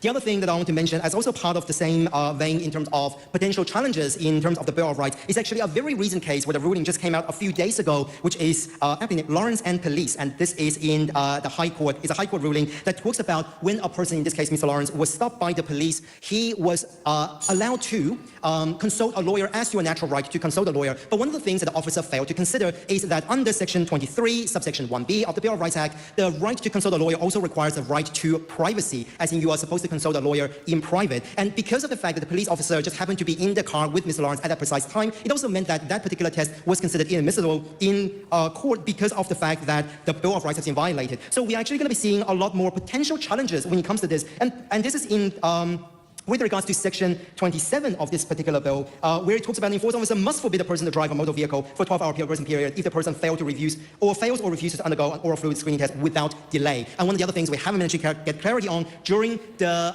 committee stage is what does without delay actually means. And I think what it does is it opens our enforcement officers up for a lot of legal challenges under the court of law. So to sum up, Mr. Speaker, that the Green Party will not be supporting this. Not only is from a pharmacological component that we have not gotten the reassurance that when you're looking at qualifying drugs or interaction of drugs or even drugs that is available for certain treatment of anxiety and also neurodiversity, that it does have the protection for those people. We're also seeing some severe challenges in terms of the Fundamental Bill of Rights Act, both through the Section 7 report and also through some of the case law that I've expressed. But there are other ways to deal with this. And I just want to leave to saying that unsafe speed is actually a factor in more fatal crashes than alcohol or drugs. Thank you. Yes, well, I do think Lawrence brings up a very good point about Clause 4, because I had a look into it. Please tell me if I bet if I'm popping in and out with my mic. But yes, it is concerning that some of these medications are actually necessary for someone to drive safely, like amphetamines for people with ADHD. Yes. Lisdexamphetamine and dexamphetamine are both prescribed in New Zealand, and they would be picked up in this test. Stacey says I'm a little bit roboty. Well, there's not much I can do about that because there's an internet connection issue. It's not like you have a Starlink dish at your place to circumvent it. No. But yeah, I mean, CBD oil is another prescribed medication that can be detected in roadside testing that may not impact driving. So again, some people can have impairment from drugs that may not be detected in roadside testing. Other people may not be impaired by prescription drugs that can be detected in roadside testing. So yeah, and these tests don't specify what drug you have taken. They do look across different families. Yeah, I do know in Australia they do change to different colours depending on which drug it is. That's the fact. So that's what I've seen on the Australian cop shows, is that the colour of the solution in the test does show up with a different, which does have certain colours reflecting certain drug types of what is the chemical compound property. But I mean, what's the next bit we're going to do? Like, are we going to have, I don't know, equivalent to glucose sugar monitors that are going to measure the same thing of, we're going to have police going, prick your hand, please. Yeah, just to acknowledge the chat about my microphone, there's not much I can do on my end because the internet's been crappy at my place pretty much all day. So, yeah, if I'm roboting, sorry. And I also had issues getting into Restream earlier before we were to go live, so I've had those issues as well. So I know how you're feeling with when things go there. I think that might be, in my case, it's might be an issue with the DNS server with it, because that's somewhere some of the issues have lied. Let's go to Cameron Luxton. Cameron Luxton. Speaker, I rise on behalf of the ACT Party to speak on this third reading of the Land Transport Drug Driving Amendment Bill. Mr Speaker, it has been traversed by many others in the House, but I will do so again, that driving while impaired is a dangerous activity on the road. That is what this bill is trying to address. It's not good enough for New Zealanders and their families to go about their lawful business on the road and have the risk of someone who is seriously impaired through drug driving also sharing that road and creating a danger for all of us in this country. Serious impairment is something that needs to be picked up on, and the best that we can do right now is with the tests that we have, Mr Speaker, and this bill is also supposed to repair something that has been in place already, and the Labor members have spoke on it, and we've had a bill doing a similar nature and trying to achieve a similar goal in 2022. It wasn't, despite good intentions of the time, able to achieve that, and so this bill is in place to try and remedy that situation. Mr Speaker, I was on the Select Committee which examined this piece of legislation, and as has been traversed again, there were some issues raised at Select Committee. One of those issues, I took the opportunity to speak to the Minister who introduced this bill to raise my concerns about the time which someone could be delayed from undertaking their lawful business on the side of the road, and also the ambiguity around whether that person could be required to accompany a police officer to a further location than what would be deemed necessary by any reasonable person. I have been reassured, and I think something in the statutory review in the bill has reassured me that we will be able to address this issue and others in future, because as the Select Committee said in our commentary, we think that the statutory review process of the bill needs to happen, and our request for the government is to consider further whether this bill should include a time limit in which enforcement officers may require a driver to remain stopped. So, Mr Speaker, this bill contains within it a statutory review which must be undertaken between 3 and 4 years from this bill passing, and I think at that point there is quite a few issues which do need to be traversed. Some have been traversed tonight, some I'm sure will be brought up by other members, but for my part I think some serious attention needs to be given to the time which a New Zealander or a visitor to our country can be delayed from going about their lawful business, and how far they can be expected to remove themselves from an unsafe area, and whether that has been properly accounted for with the new knowledge that we had. Because part of what the Select Committee was unable to make our decision on was a lack of options around suitable timeframes, and that was fair enough. The officials told us we don't know what the procurement's going to be right now, so we're going to have to build some of this into the bill. And okay, we've accepted that, but that means that when the statutory review comes up, that's the right time when this stuff needs to be taken into account. There was one other issue, Mr Speaker, that I think should be in the statutory review, and that came up during Select Committee, and that was the regime of random testing. So randomness was acknowledged by the officials as a euphemism for a strategic approach that can be applied through operational planning. It doesn't mean random, just pick up every 20th car. It means that police will use a strategic approach on how they operationalise this. And I think, Mr Speaker, that this House would see it as quite important that that also is included in the statutory review. So, Mr Speaker, with that out of the way, I think it is important that this bill passes so that New Zealanders can have confidence that when they go out on the road, they are doing so amongst a community of safe drivers who are not impaired, and I commend this bill to the House. Andy Foster. Speaker. He's looking forward to waiting 10 to 15 minutes. That's how long these tests usually take. They can take longer, though. A rapid HIV test takes 15 minutes. Yeah. I'm not looking forward to it. I mean, I don't think workers are going to be looking forward to waiting that long, but, you know, hey. You might get a, what do you call it, an irate boss who just goes, that's not good enough. You know, people, you know, there are some people out there who have bosses who don't show any compassion or reasonability, could sit there and go, well, you shouldn't have been pulled over, sort of drama. Mm-hmm. You know, there are, it could cause unintended consequences, and it will be, you know, it won't necessarily be the police that are necessarily causing the problems. You might have an irate boss who thinks they're better. That people might receive benefit sanctions from WINS case managers, because some of them, and I wondered, hey, and if anyone is sanctioned because they followed a law enforcement advice from a law officer and got told by the case manager, well, you should have broken the law, might need to remind the case manager, well, that's fine. Would you be proud to be my co-conspirator and be held in the dock with me? Oh, she told me to do it. Why did you tell her? Oh, I threatened her with benefit sanctions. Oh, no, I don't take responsibility. Yeah, that's quite possibly going to be an unintended consequence of this bill. Yeah. Okay, let's see what Uncle Andy's got to say. I rise on behalf of New Zealand First to speak to the Land Transport Drug Driving Amendment Bill. And I just want to follow my colleagues from, mostly from the Transport and Infrastructure Select Committee, and say thank you to them and to the other members who doubtless will speak shortly for the hard work they put together, the collegial work they did to bring this bill to where it is, and to recommend a number of amendments to the House, many of which are part of this bill. Mr Speaker, this bill is about road safety. We've already had Tanya Utikere talk about road safety in a broader context. And road safety best practice usually would say that's about safer roads and roadsides, about safer speeds, about safer vehicles, and about safer road users. And this bill is about the safer road users part of that, because, Mr Speaker, drug driving, we know, is a major problem on our roads. We had 289 people who tragically lost their lives last calendar year on the roads. That is the first time below 300 since 2014, and actually, according to the AA, is the lowest per capita rate of death since the 1920s. But it is still 289 people who died on our roads, and that is 289 too many. Mr Speaker, of those, 64 had drugs in their system, and a further 32 had drugs and alcohol in their system. So there is no doubt that drugs are playing a significant role in road death and injury, and that is why this bill is here.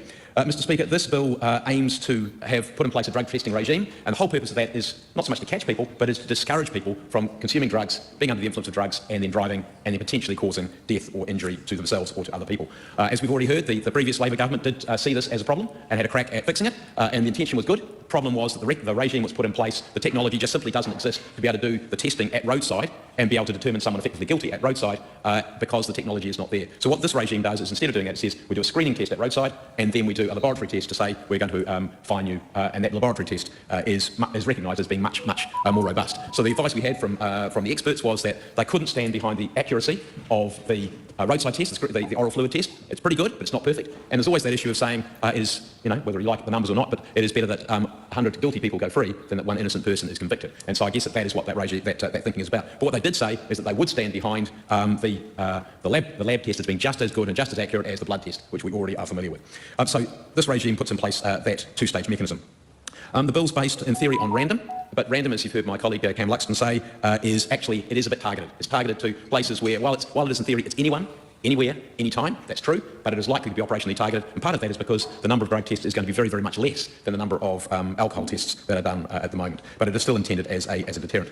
And look, that does take me to the one issue which did exercise the Select Committee, and also, as we've already heard, the Attorney General, and that is, in the first instance, before somebody's been tested, they've not been found guilty, there's no behaviour, there's no evidence of drug taking at this stage, maybe later on after they've been tested, but before they've been tested, what rights do they have? Now, the Attorney General said, you're stopping somebody, you're detaining them for a short period of time, or for a period of time, you are taking a saliva test, so there's some level of intrusion, and so the Attorney General and quite a number of the submitters expressed concern about that, and the Select Committee spent some time thinking about that. And so, look, I just wanted to put on record that this was a concern that we raised. There was exploration of whether we should suggest a time limit by which the testing should be done. And look, I understand why there isn't one that the Minister has taken up, and part of that is because while Tanya Utikere said don't want to be led by the technology which is available, the reality is until we've got technology, we don't know whether it's a 10-minute process, a 15-minute process, a 20-minute process, and allowing for some time left over to make sure you do that process properly. So I understand that, and any time that we put in there at this stage would have been a bit random. But we were concerned, and I did want to put this on the record, we were concerned about the potential length of detention. We were concerned also about the, the 12-hour stand down, which occurs if you've been tested at the roadside, you're still going to get that tested positive at the roadside, you're still going to get that 12-hour stand down, even if the lab test says no, you're actually in the clear. So there's an issue there, but it is an issue about road safety, and so we thought that took primacy over the inconvenience of that 12-hour stand down. There were concerns expressed about prescription medicines, but I think the answer to that really is to say, well, look, if you've taken a prescription medicine, most of those things say, give yourself a reasonable length of time before you actually drive after using a prescription medicine. And the other one, as Cam Luxton also said, is the issue around accompanying a police officer. And what we really anticipated there was if you pulled over on the side of the road, the police officer might say to you, look, we want you to move to a safer place, so you're not on the road itself, you moved off the road, rather than taking you 20 minutes, 30 minutes, or whatever it might be to a police station, particularly in the rural areas. So look, we were concerned about the power of the state, I guess, and the Attorney General said that as well. We want to make sure that's exercised properly. One of the things we did do, Mr Speaker, was to say that we wanted to make the process more flexible, so we allowed the police to flip between the oral fluid testing and the existing good cause to suspect regime. But really where I wanted to finish off with was to say, despite all of those concerns, which we want to put on record, those things I think can be dealt with by a process which is in the legislation of monitoring, of reviewing, and then potentially of changing as a result of those things. And I think, to put on record, these are the things which we think that the executive of the government should be paying attention to, and with that I think it will be a good regime, it will be a step forward for road safety, and the monitoring regime hopefully will provide, or we expect will provide, the protections for civil liberties and for our people. I commend this bill to the House. Yeah, I'm just checking all of my drugs to see if he's actually correct when it's got advice on the packet on when to take the drug. I'm not seeing it. I'm looking at my Ritalin right now. It's not there. I'm looking at my other medications for pain. It's not there. it is not on all packets of medication, so I don't know what he's talking about. Unless it's going to be a new advisory thing to happen when from a certain point forward. Yeah, I mean, that's not. Look, some medications you take as required, you take as necessary, you take when symptoms flare up, and sometimes that's when you just about before you got to drive to work. So yeah, I'm sorry, you can't just like go, oh yeah, I'm going to take this medication, before I jump in the car. It doesn't always happen. Sometimes you got to take the medication while you're driving. So now, the part I want to find out is the 12-hour detainment of not being able to drive. So I recently, on Friday morning, left at 5 a.m. in the morning, dosed up on coffee. Both Nick and I had a nice plunge of coffee at Joanne's before we left. And what happens if, now let's say it's not coffee, let's say it's something else. But what happens if, say, I'm driving from Tauranga to Wellington and I have a drug test that sits there and does that? Would, say, Nick be allowed to drive my car to Wellington? He does not have a full driver's license. Would that be allowed for me to be in the vehicle in a supervisory capacity? Depends what he's taking. Under drink driving rules, the supervisor of a restricted license driver or a learner's license driver cannot be intoxicated or be potentially removed from driving. So I wonder if that potentially would, that situation, say we get stuck on the desert road, I get flagged for 12 hours. Is Nick allowed to drive my vehicle back to Wellington so that the vehicle and I and Nick get back there safely, or are we stranded on the side of the road for 12 hours? That's a good question. Yeah, because that's something else in there, what would happen in that situation? Because, being stranded on the side of the road for something that you may ultimately either come back negative at a lab test, or as could be in a situation of a potential, a false positive or something like that, or something that's just over or just under the line. It is where do you draw the line? I do know for drink driving, they have managed to put in place a standard where you can, it's the 250 to 400 section. And if you have a breath test that is more than 250 but less than 400 micrograms for the breath, or for those who are probably thinking of the percentages, it might be 0.25 instead of 0.4. You would receive an on-the-spot fine and 50 demerit points. And I wonder, and yes, you'll be. I don't know about being forbidden to drive on the spot. That's a thing I'm unsure on. But what is the regime of when that potential situation does occur? Because there isn't at the moment a correlation between between impairment and blood results and breath screening. I mean, the police just might tell you to go ring up AA or whatever, or get a taxi or an Uber. Well, I don't think Uber's a facility that's available on the desert road, but no. And I doubt that the cop would sit there and drive your car all the way back to Wellington. I mean, are they going to tow your car? What's going to happen? Yeah, I've seen on the cop shows. One time they took a bunch of passengers. The person went through, got in a grey area of the law for breath testing, had to be taken to the police station, and because it was a dual cop, but because the car couldn't be left stranded on the road, the other cop drove the car to the police station with the passengers in it, and then at the end of it, the person passed the breath test on the proper machines and was free to go. And thank goodness his car was outside the police station. But is every scenario going to be like that? How do you do that with a police shortage? Who's going to drive your car? And how many of them in my case know how to drive manual?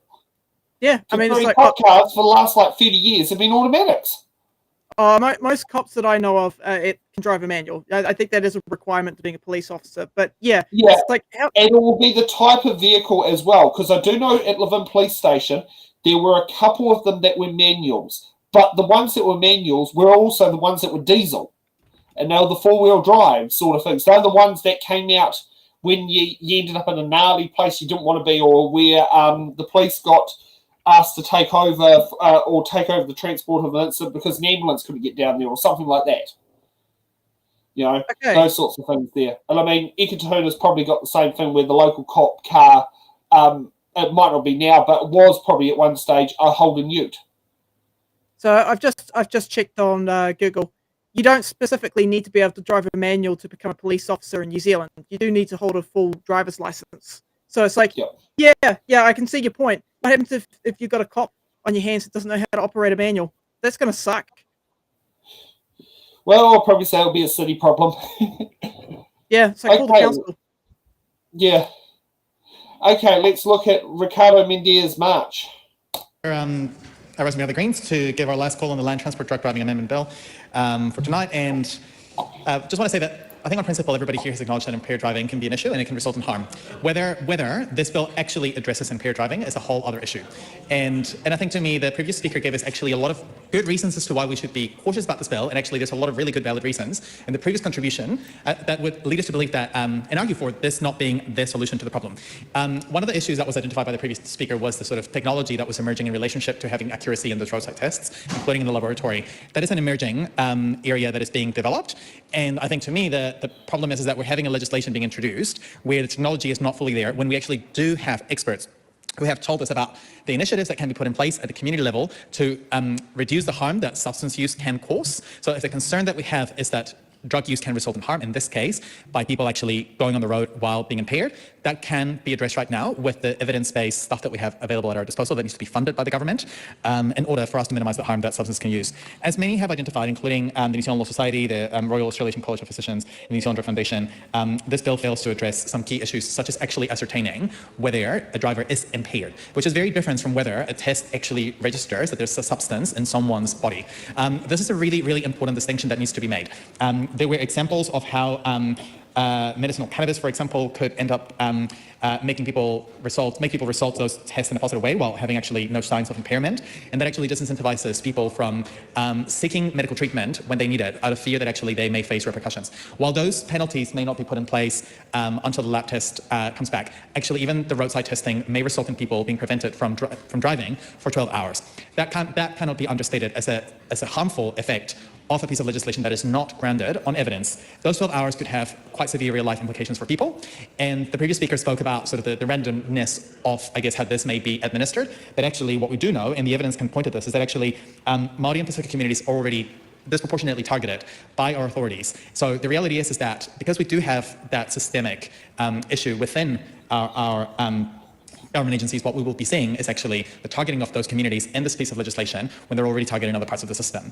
And when already people are profiled based on, for example, their ethnicity or socioeconomic background and associated with drug use, I just cannot see how this bill, when it cannot present a robust evidence-based argument for example, how accurate the technology that we'll have will deliver a positive result when it comes to impairment, and yet we're relying on the authorities to make calls in relationship to roadside testing that will actually reduce harm in our communities. If the government was so serious about reducing injuries and death on the roads, what they would be doing would be actually not campaigning on increasing the speed limits and taking selfies to celebrate increases in speed limits. Those are the things that actually can make our roads safer. Those are the things that are grounded on evidence. And if the government wants to reduce the harm that substances causes, I think we need a minister in charge of issues that has a track record of actually campaigning based on the best research available. I think when we have ministers that have shown very little knowledge on issues relating to the evidence when it comes to health, I think it's concerning to see that a minister championing an issue that will actually not deal with the real harm that substances can cause in our communities that can result in death. And this is why our communities are far better than a dog whistle bill that doesn't address the fundamental underlying issues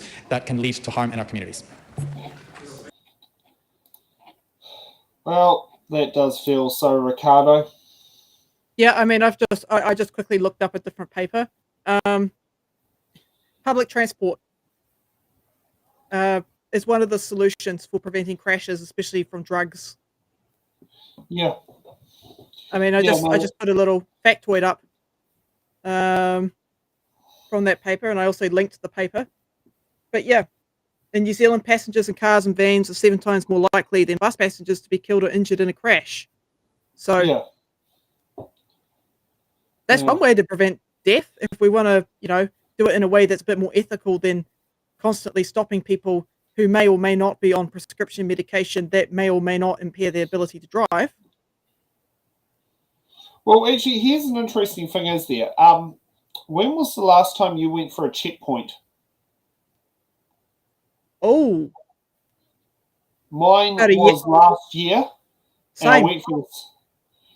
went through the same checkpoint twice, and it was just east of the speed camera on Whitford Brown Ave in Porirua near the police college. Yeah, it probably wasn't. It probably hasn't been since last year for me. Yeah. But that's something that I was, would be interesting is, how often, for the audience who are watching, just type in, when was the last time you actually went through a checkpoint? Oh, no, I did actually know there was a checkpoint later than that. It would have been when I had to do the one-day nip back to Wellington to do the paper run and back up to Vinegar Hill. I got breath tested at Sanson, and the cop apologised for interrupting me eating a pie. Yeah, well. But I mean, hey, some cops are pretty damn decent people. Yeah. Okay, one thing I really don't like about this bill is that the burden of proof is on the person operating the vehicle rather than on the police officer. So it's like, oh, you've got to prove to me that you haven't taken this prescription medication or that you haven't taken this drug or you haven't taken. Yeah, and it's like, no, you're the one that's pulled me over. You've got to prove that I'm safe to drive or not safe to drive. Yeah. Oh, yes, yeah. We know. Yeah, I know what you mean. Okay, let's see what Dan Boudoir, unfortunately Paul's local MP's got to say. Dan Bidwell. Mr Speaker, I'd like to begin by acknowledging the hard-working members of the Transport and Infrastructure Select Committee, past and present, of which I'm a member, for shepherding this bill through the House, and in particular my colleague Tom Rutherford and Grant McCullum, who have been replaced on the Select Committee but no doubt did a lot of work on the Select Committee, as did others from around Parliament, Tangi Etuketi, Andy Foster, Cameron Luxton and other members. Mr Speaker, I think a lot of issues have been traversed tonight on the importance of the substance of this bill that we're looking at. I think most of us here acknowledge the importance of making sure we keep our roads as safe as possible and doing as much as we can in a practical sense. I've listened intently, as I'm a new member of the Select Committee. I've listened to the debate, and it's quite clear to me, Mr Speaker, that there was a gap between rhetoric and intent and actual delivery on the ground. And that is what this bill actually seeks to achieve, is develop a mechanism and a policy that can be operationalised so that police can go out there, as you will well know, Mr Speaker, and apply the best tools available to keep our community safe. And I am certainly well and truly supportive of this bill. And Mr Speaker, I do want to acknowledge, yes, there were many issues that have been raised in the last few speeches, but I think that is why there is a 5-year review of this bill. And I am encouraged by particularly my colleague Cameron Luxton, who did raise some serious concerns through the Select Committee and has reassurance that through the 5-year term, the bill will be revised and improved even more. So with that, Mr Speaker, I commend this bill to the House. Well, I mean, hey, Billy's a fan. I don't know what he's like as a local MP for you. But yeah, all I know is that I don't like this bill and that this bill needs work. Yep. Well, good that he's a good local MP, and hopefully he lives up to the jobs of it. Some do, some don't. But yeah, you are right. Got to give people chances, and hey, you never know, they might be brilliant at their job. Yeah. Yeah, there's not much commentary I can provide on that point. I mean, it was essentially what we call the seat warmer speech. So, yeah, there's not much there to work with. Yeah, you are right. That was a seat warmer speech. So true. I mean, it's great at keeping seats warm. Yeah, it literally was just basically filling up a speech space. Shall we move on to the Sentencing Reform Amendment Bill? Yeah. I think. I mean, the fact is that this has already reached royal assent. The bill we were just talking about before. So all we can really do is just provide commentary on how this is probably going to impact people down the line. Yeah. But yes, let's have a look at this Sentencing Reform Amendment Bill.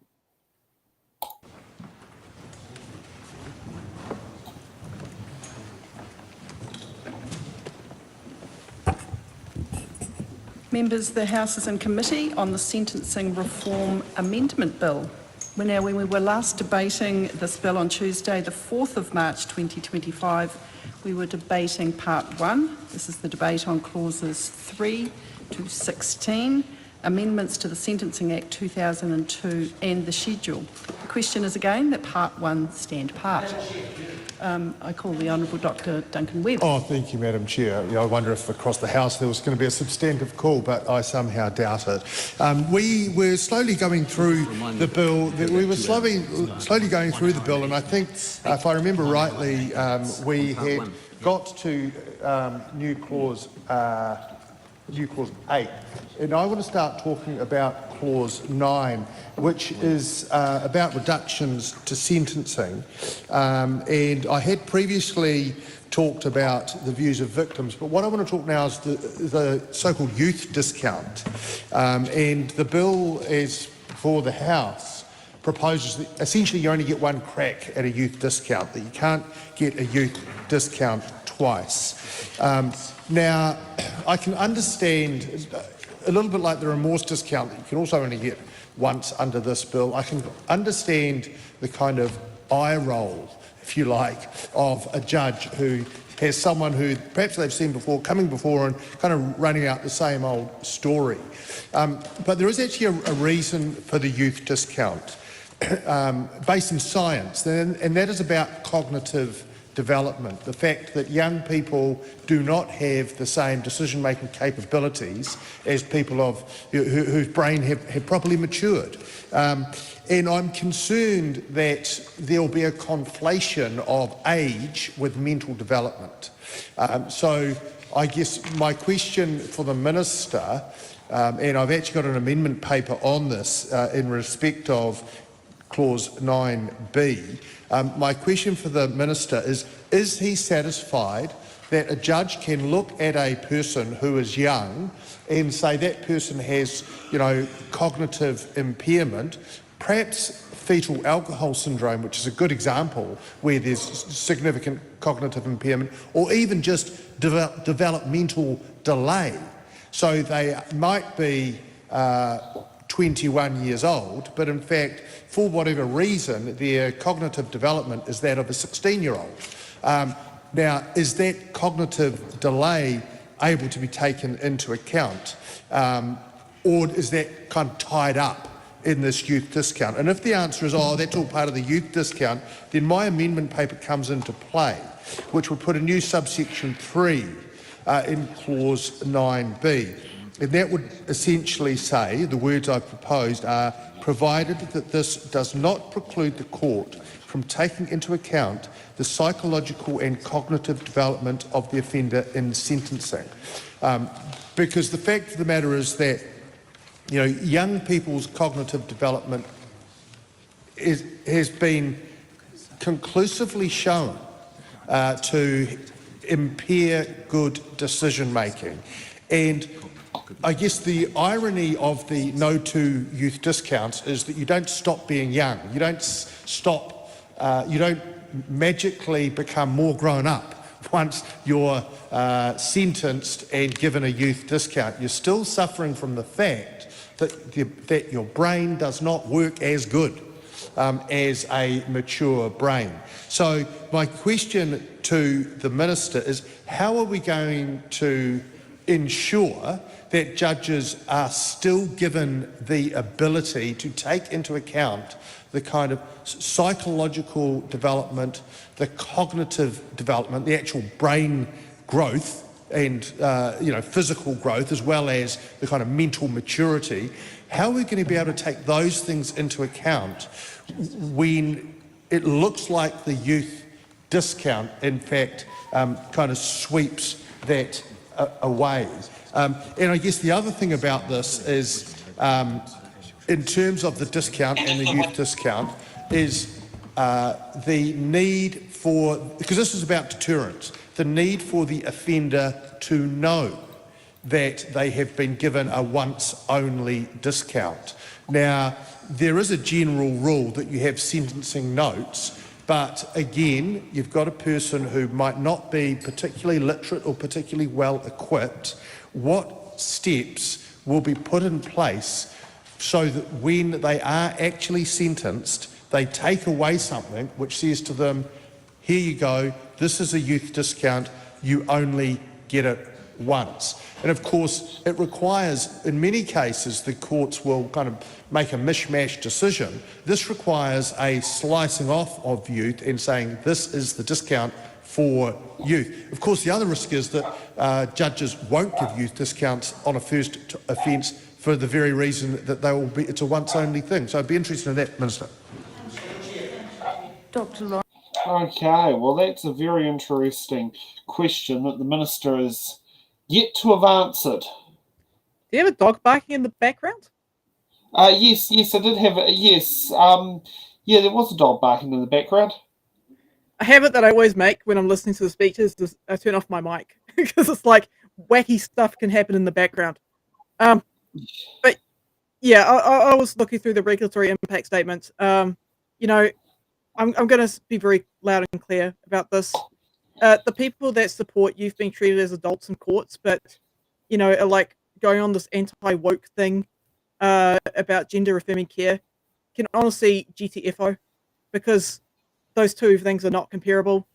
One is medical care that involves a network of medically trained adults and parents. The other one is, oh yeah, no, you only get one chance, kiddo, to fuck up, and now you're going to be treated as an adult. But yeah, I mean, limiting youth discounts could violate the New Zealand Bill of Rights, including the right to be free from discrimination. And the ministry recommends exempting under 18-year-olds from the policy in line with the Convention of Rights of the Child. So that's UNCROC. And this is based on censusing data, from 2019 to 2023. 52% of Māori young adults would not qualify for a youth discount. That's pretty fucking scary. But there is no evidence that this bill is going to reduce recidivism rates, and we have evidence that prisons often serve as a pipeline for kids joining a gang. Yeah.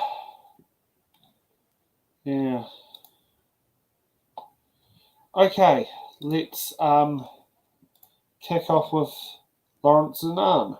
Lawrence Unan. Thank you, Madam Chair. And yes, we have returned to this particular bill, and Madam Chair, just so I can kind of keep my thought process and work through this bill systematically as well.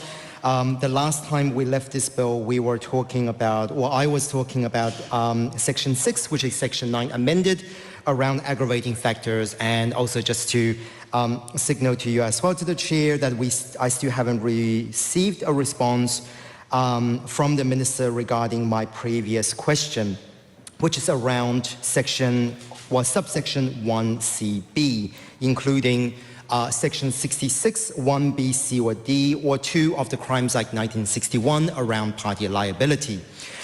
Madam Chair, I've asked at that stage 2 questions, just also to jog the Minister's memory. I asked 2 questions. One of them was, how would this work in reference to the Arson and Quinn case of 2014, whereby the fact that in Aotearoa currently under the Crimes Act 1961 and particularly Section 66, we do not have a complete withdrawal possibility when it comes to party liability, which is very clear in that Supreme Court case. The second part of that would be that when we're looking at party liability as well, considering that we have removed the presumption whereby a person who is married, in most cases, a woman who is married to a husband commits a crime, that they automatically get the defense of convulsion.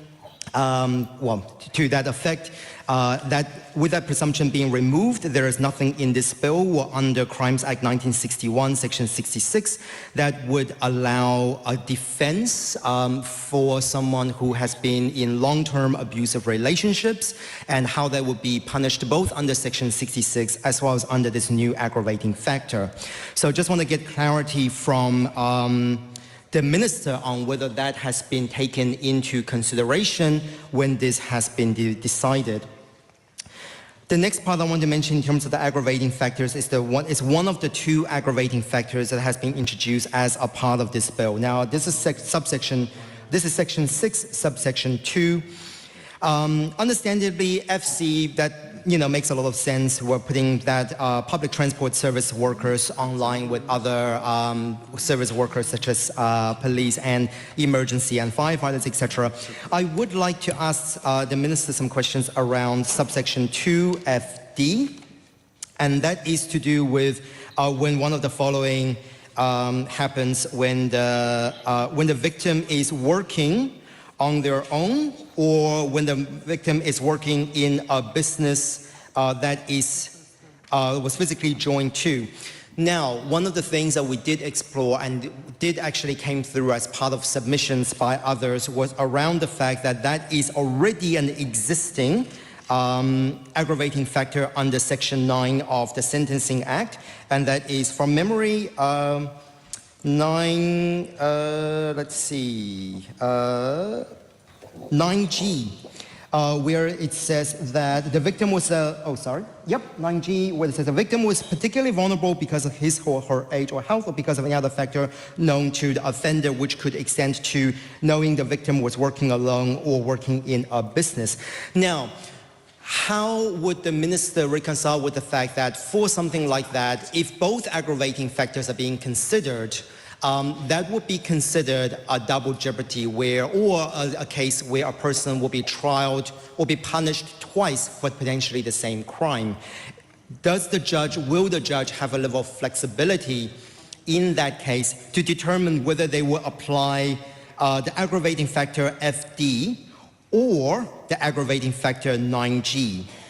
So those two questions, one around party liability under Section 66, and the other one around the new aggravating factor FD. Madam Chair. Honourable Paul Goldsmith. Thank you, members, for the questions. In terms of the youth discount, the member referred to fetal alcohol syndrome and so forth, and those matters can be dealt with separately from youth. The youth discount applies to offenders aged 18 and over, and so our point of view is that they should have the potential for a discount for that youth once, not multiple times, and we tend to look at it from the point of view of the victims of crime. It doesn't really sort of matter if you're violently assaulted by somebody, what age they are, you are violently assaulted. So we wanted to send a clear message that we're limiting the amount of discounts that can be applied when it comes to sentencing. In terms of party liability, my advice is that party liability is determined at the conviction stage, not in sentencing.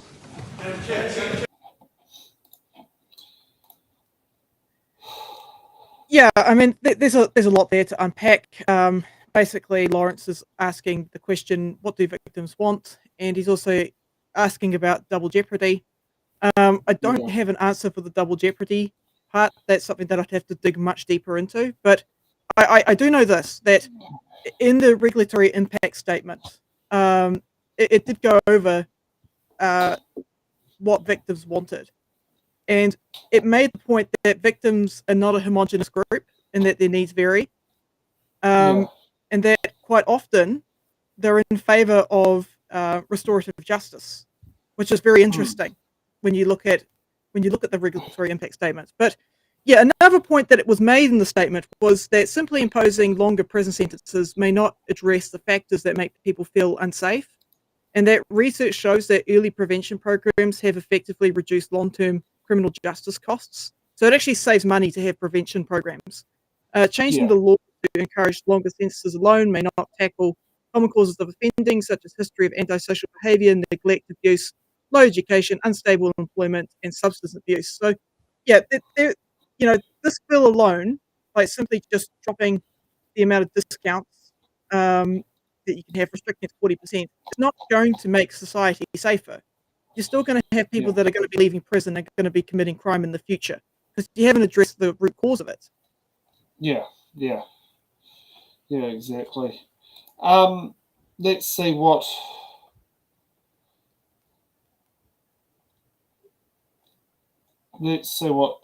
Tracy McCullen has got to say, just looking at what's happening in the speeches here.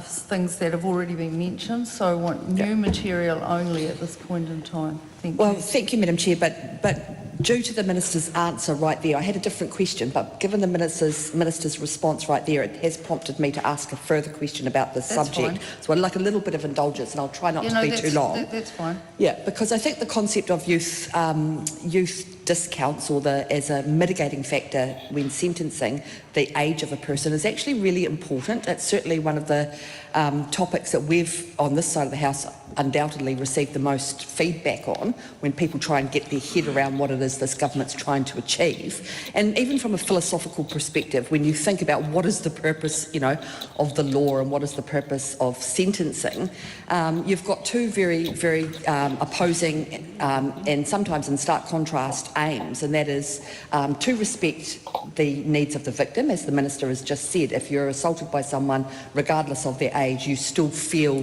the need to have that vindication through a legal process. But the other purpose of the law and justice and sentencing is to prevent stuff from happening in the future, to prevent it from feeding into a cycle by taking all the opportunities that you have available to you to try and essentially knock that on the head. So as my colleague, the Honourable Dr. Duncan Webb said, the concept of youth and maturation and development is actually really, really important. So I understand that it doesn't necessarily matter to the person who has a right to feel that they've received justice via a sentence or a harsh sentence on the person that perpetrated that crime against them. But it is something that as a society we should be rightly invested in, because for no other reason than if we don't get this right, then we do create a cycle of just more and more offending, which by definition creates more and more victims of the same crimes that we're trying to lessen the impact on people. So the question I had specifically for the Minister was something that was raised when we think about maybe or maybe not judges choosing to use the youth factor as a mitigating factor as a mitigating factor in sentencing. They may not choose to do it in the first instance, given that they know it's only a one-off, an arbitrarily decided one-off according to this bill, regardless of the science and the sensibilities around that. So has the Minister or has his team looked at what those unintended consequences could be in those circumstances? Because nipping something in the bud or at a young person's first appearance and therefore opportunity to provide some sort of corrective direction via a sentence, if that's not taken on board and the judge says, well, actually, I'll keep that up the sleeve because there's a chance that this person may be back before this court in the next year or two, and we want to be able to use that factor. What sort of work has been done on looking at that? And also, if we are to consider this, and it's a long bow, but if we are to consider this strictly as a signal and as a deterrent, even though we know that most people that commit crimes don't fully cognitively go into it, weighing up all the consequences of getting caught, etc., etc. It's about addressing the drivers of crime and making a fair and just system so that people don't feel overly punitive and therefore rebel against the very society that we're hoping them to be a part of. But if we consider this as being a signal and a deterrent, I just feel like there's been very scant information to date about weighing up in it with metrics and analyses what those impacts could be. And I'm sure that the Minister would have gone into more detail and would be privy probably to more of that information. So I just think it's really important, given that this is the stage that this bill is at the House today, that we have an opportunity just to hear a little bit more about this really, really important issue before we move on. And I understand that we will move on. But as I said, lots of people have provided feedback about this. This is the one thing in this bill that really seems to exercise people, because for most humans and for most people, therefore but go anybody. We were all young, we all know that silly things can happen, we all know that that youth and the maturation of the brain and the neurocognitive development of people is a real thing, and we just want to know that this government has taken that into account rather than potentially making things worse in the years to come because they haven't sufficiently taken into account. And what do you think about Tracy's question? I just noticed I had it on normal speed, not 1.5. Oh, okay. Well, That's I mean, why it felt like it was draining on forever. yeah. I mean, she is right. I mean, what she said about kids is right. I mean, the ministry in the regulatory impact statement, they had limited time to explore all options, which is a classic theme for this coalition. But yeah, currently the way how judges determine sentences is that they can either give an increase, so for anything personal about the situation that make the fact that you offended worse. For example, if you have prior convictions of the same type of offending, a judge may increase your sentence, or reductions, which is important for kids or youth that are going through, because again, you know, kids be dumb. Reductions or discounts for anything that makes the fact that you offended not so bad, known as mitigating factors. For example, if you pleaded guilty early or said sorry, expressing remorse, or if you have personal background that contributed to your offending. So, you know, it could be that you come from a really shitty home, or it could be that you've got a personality disorder, or it could be any of those things that could be addressed through other means, through other treatments, other programs. You went and stole cigarettes off the back of a carton because your family didn't like a loaf of bread, but they liked cigarettes, according to Fat Tony from The Simpsons. Yeah, I mean, again, going back to the regulatory impact statements, they don't want whatever this bill is proposing for youth. They want to maintain the status quo because they state that there is strong evidence to show that young people's brain development, in combination with high levels of trauma and abuse in the backgrounds of young offenders, is a logical mitigation at each and every sentencing. So, yeah, and that's in the regulatory impact statement. They don't want what's being recommended in this bill for youth. Yeah. Now, let's see what Rima's doing. There's a lot of backwards and forwards, so let's see what Rima was trying to do. Rima Narklow. I move that debate on this question now close. I'll take a call from Honourable Dr Duncan Webb, but I feel that we have had a fair proportion, not this morning, but in overtime on this, and I'm ticking off the questions as they've been answered, so I'll give Dr Webb a chance to ask some more relevant questions. Okay, well, and I'm aware that my colleague Jenny Anderson hasn't had a call today, or indeed a great number of calls on this previously. Just on that point, it makes it difficult when we traverse a committee stage over 2 sitting blocks, where we have traversed a lot of conversations, and people who then come into the House now are sort of in a phase where we've got to be careful not to relitigate. So I actually appreciate that. Great, and so can I ask the clerk to start Dr Webb's questions again, so that I give you the maximum amount of questions? Okay, thank you. Thank you for that. One of the things I'm interested in is the question of prosecutorial conduct, because there can be situations where prosecutors, either in the worst of cases, are intentionally, late or obstruct the provision of evidence, or much more likely unintentionally do that. And one of the problems with maximum caps is that it reduces maximum cap reductions, is it reduces the ability to respond to that kind of misconduct. And an amendment paper I haven't talked about yet is in respect of section 9G, and it's really again about late pleas. So where there is a late plea, for example, to give you the most concrete kind of example, the police don't provide a critical document which is incriminating, or perhaps entirely without fault, a witness comes forward at the last minute and says, look, I've got this document, and it is conclusive. So the plea is essentially a steps of the court plea. Now, that is not the defendant's fault. The defendant and their legal counsel assessed the matter on the basis of the disclosure that was given to them. Now, I accept that the victim has not had the benefit of an early plea, kind of the first opportunity, but I guess the point is this, the first real opportunity, the first informed opportunity, and the first opportunity where the police had presented all of the evidence to be put in court is on the doorstep of the court. So my proposed amendment paper would add to section 9G, a subsection 5, that would read, provided that where any late plea can be attributed in whole or part to failures or misconduct, and I think failures is important, of the prosecutor or the prosecuting authority, then the judge may impose such maximum reduction as he or she considers appropriate in all of the circumstances, not exceeding 25%. I mean, I don't like that 25%, but that's the maximum cap this legislation imposes. So I'm particularly interested in that, how we factor in these other cases where the lateness of the plea is due to other circumstances. And of course, I've previously spoken to extremely complex legal cases, a fraud case, where whether something is a fraud or not can be very, very hard to understand. And so I'm interested in that.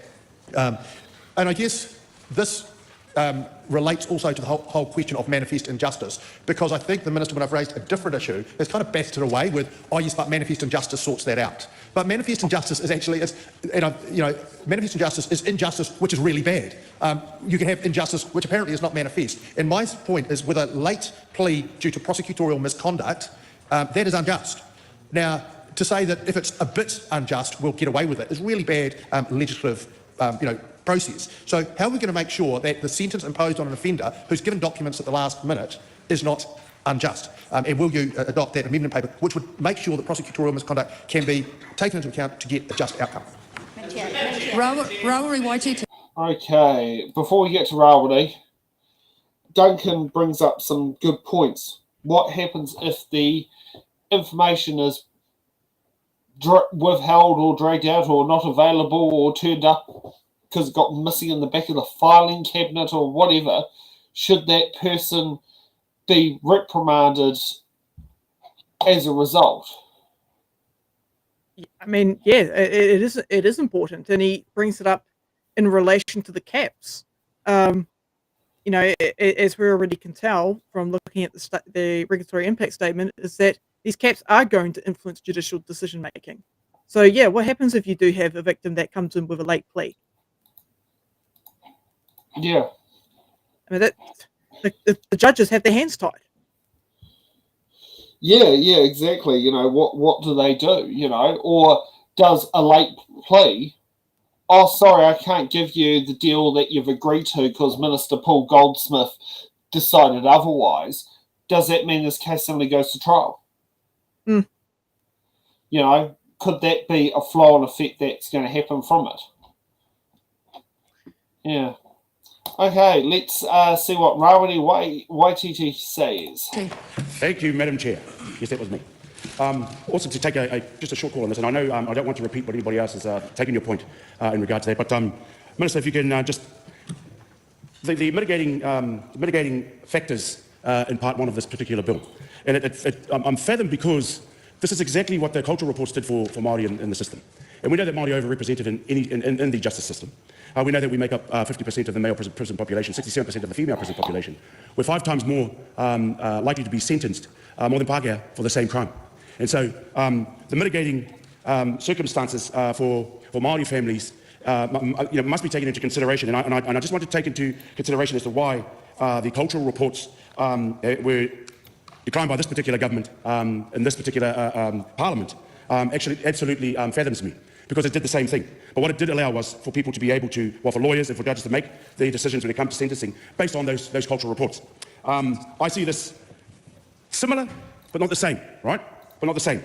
What this tells me is that mitigating circumstances for non-Māori will be a lot easier, because there's no focus on those particular things. And we know that that Māori youth also have higher and more disproportionately targeted in that particular phase. And I just want to pick up on what Dr. Duncan talked about not so long ago, is that the mitigating services, the mitigating factors as to why our youth are in that particular predicament in the first place.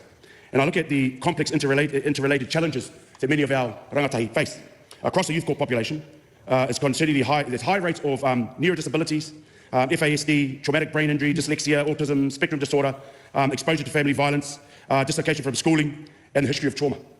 And whether these mitigating factors consider any of those things when sentencing is applied to young Māori, who will then make up the 50% of the male prison population, or the 67% of the female prison population. And so does this bill in part one ease the pain of Māori making up that particular amount in terms of the population incarcerated by the New Zealand justice system?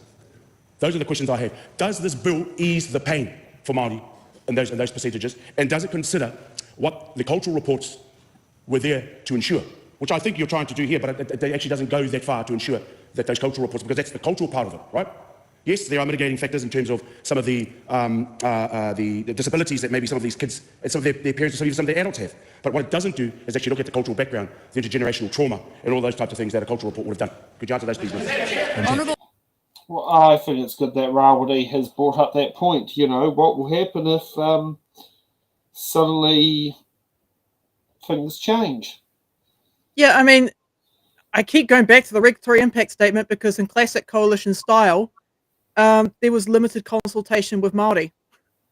You know, a very interesting point that the RIS brought up, the RIS, in regards to the treaty, is that in Article 2 of the treaty, it guarantees tino rangatiratanga or decision-making rights over resources and taonga. And upholding tino rangatira should allow for Māori offenders to access culturally appropriate rehabilitation and reintegration support, and that longer prison sentences may prevent them from engaging with community-based rehabilitation services. So, again, this bill is not going to do much for Māori. If anything, it's probably going to make the situation worse for Māori, and it's probably going to push them further into gangs. Yes. So because there's no support for them. You know, and we've already seen this government cut funding and propose to, you know, revoke, Section 7AA and other things that impact Māori. Yeah. Well, let's see how he answers the questions. Paul Goldsmith. Just in response to the previous speaker, it is my hope that this bill will ease the pain, particularly for Māori victims of crime, who are Māori, of course, yes, are overrepresented in the prison population. They're also overrepresented amongst the victims of crime, and have a real interest in seeing that their justice is done, and that part of the justice response is real consequences for crime. Of course, the sentencing framework is only one part of the justice response, and yes, we've got real focus on rehabilitation, real focus on dealing with those drivers, and the member referred to not being at school, and so we've got a real focus on truancy to help deal with some of those drivers of crime at the same time. So absolutely, that is the desire. In terms of the cultural reports, what this government did was stop the cottage industry that had developed around the writing of those reports, but the Sentencing Act still obviously provides the opportunity for the background of the offender to be taken into account. What this bill does is put a total limit on the total discounts that can be applied. And finally, in relation to Mr. Duncan Webb's references around prosecutorial misconduct, that is excluded from the 40% gap as it's not a personal factor. Carl Bates. I move the debate. Okay. Yeah, I don't care what Carl has to say, but yeah, basically the summary of that answer is pull yourself up by your bootstraps.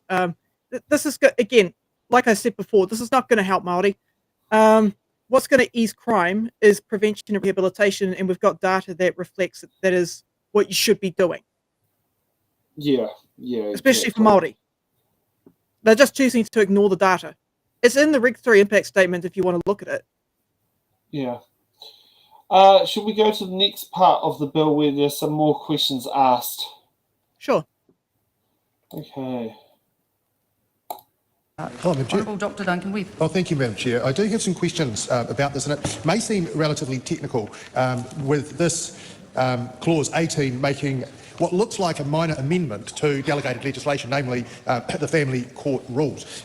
It ties in with Section 123B of the Sentencing Act, and that provision in the Sentencing Act 2002 essentially says that if an offender is convicted of a family violence offence and is not currently in force a protection order, then the court may order a protection order. That makes perfect sense. But this actually does something quite significant in conjunction with Clause 14 of the bill as well. But what it does is it extends that power to people who are not convicted of an offence. So the court can put in place a protection order under this rule change where the person is either convicted of an offence or have been discharged without conviction for an offence. Now, don't get me wrong, there's a real place for protection orders in the absence of conviction, but where violence is proven.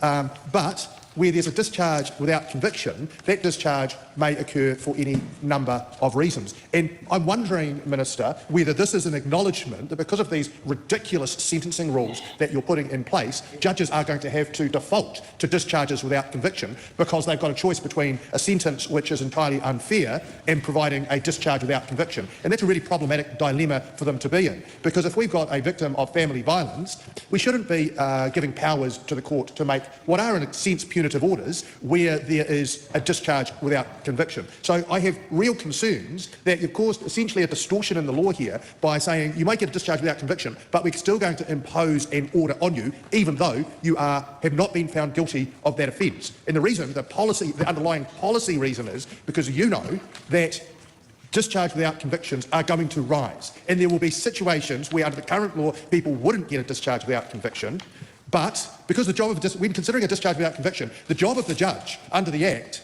is to actually determine whether a conviction would be disproportionately severe.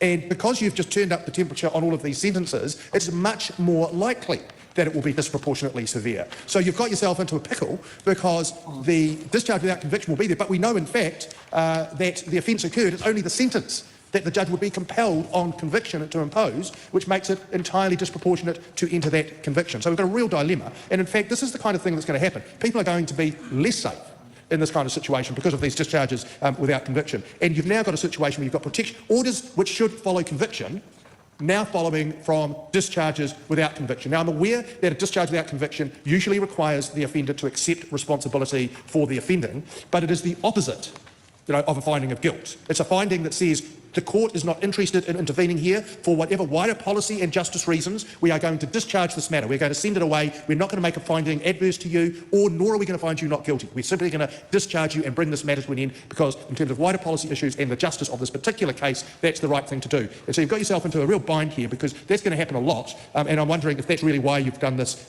with protection orders. Well, thank you for the wide speculation by the previous member on the potential elements of this. This is quite a very tightly detailed piece of the legislation. And in terms of protection order, it is important that if a judge considers the conduct warrants a protection order, that they can grant one, and that's what this clause refers to. That prevents victims having to make a separate application for a protection order and saves court time, which is better for the victims of crime. Okay, so that's an interesting aspect that Duncan Webb's brought up, but it does feel like Paul Goldsmith brushed it off. Yeah, I mean, Duncan is just reflecting what's again in the regulatory impact statement and why the ministry's preferred approach is the status quo, because this is one of the unintended consequences that may arise for limiting the repeated use of discounts. An increase of discharges without conviction if disallowing a further discount for youth or remorse would lead to unjust sentencing outcome. That's an actual quote. Yeah. Oh, let's see what Lawrence Unan's going to say. Mr. Chair, I just want to follow up from what the Minister has just said, and I do want to check in terms of the policy intent behind Section 18 of Part 2, because understandably, this is possibly have victims of family crime that is the focus here. But I do want to specify that Section 106 of the Sentencing Act specifically says that when you're looking at discharge without conviction, it amounts to an acquittal, which then begs the question of if we're giving these sort of protection orders to the people, but without any sort of subsequent guidance, what sort of advice has the minister received regarding that this is something that is actually beneficial to victims of family crime? Because one of the things that we do see when it comes to victims of family crime is the fact that often when, if not dealt carefully, in terms of conversations or education of the offender, we do actually see that things could possibly be worse. I get what the minister is saying, that again, it doesn't mean that the victim need to make a separate application for protection order, but I wondered if that what we're doing here is a very much sort of last resort, bottom of the cliff kind of approach, whereas what we're not seeing here is what is actually beneficial for the victim and what is the tool that allows an offender in those circumstances to be aware and to be able to change their actions or change their perspective because of the fact that there is a guidance, there's sort of an education following on. So my question is sort of around the policy intent of this. Again, going through the department report, this is not an area that was discussed in detail, but like the previous speaker, the Honourable Dr. Duncan Webb said, it is reasonably significant because when you are acquitted from a crime, you are supposed to be able to have no potential punishment or repercussions as a result. And there are other factors that would then intervene in terms of from a borough perspective as well, which also wasn't something that was explored in the Attorney General's report. So yeah, just want to get some clarity around if this was supposed to provide support and be beneficial to the victim, what is the evidential basis for that? So the way I understand this is that for a Section 106 discharge without conviction, that means that in instances where there was no consequential sentencing or conviction on the record, you would still be able to have a protection order in place if the court thought so. And I would assume, and the Minister might want to clarify this because it leads into my question, that the judge would then be determining on the facts before them when that would apply in terms of a Section 106 discharge. So if the Minister could just give us an indication, because the whole kind of purpose of this bill appears to be to limit or curtail judicial discretion. So I'm just interested to understand why in this particular area he's okay with judicial discretion, because the proposed amendments in the Act and the combination of the implementation of three strikes, which has already been put in place, represent a really significant shift in the willingness of limiting judicial discretion and effectively restricting judges and having a prescriptive sentencing framework that makes sentencing less efficient. So I'm interested to know why there's this carve-out here for Section 106 discharge without conviction, when the entire kind of ambit, the purpose of the bill is to strip away the discretion of judges. And I'd like to point out, Mr Chair, I think it's important, and even the regulatory impact statement notes this, a fundamental problem with this approach is it limits the judge's ability to consider the circumstances particular to the case and to deliver an individualised sentence. And conversely, it really could be argued that a far more prescriptive approach to sentencing might have some benefits, and I'm sure you argue it, but how does he map out Section 106 discharges different to the rest of the bill, which puts significant limitations on judicial discretion and has been picked up by the Bora vet and saying that the existing framework has got real issues for when the judges are having the ability to look at what is before them and make an appropriate sentencing and a determination based on the facts before them. So in a nutshell, my question is, what's good for the goose should be good for the gander. Why is the Minister saying that it's fine to take power away from judges in one part of the bill, but in this part of the bill you're saying they're able to say, oh, you still get a protection order in place even if you've had a 106 discharge? We heard Select Committee stakeholders quite clearly advise that limitations on judicial discretion have unintended consequences, and these risks do include legal challenges on procedural ground for breaches of Bill of Rights. A prescriptive approach can drive significant court delays, and we know the Family Court, which this would apply in this provision under 18 of Part 2, has already got significant delays in the system. So they have conflicts and big problems long term, and those delays we know plague our justice system.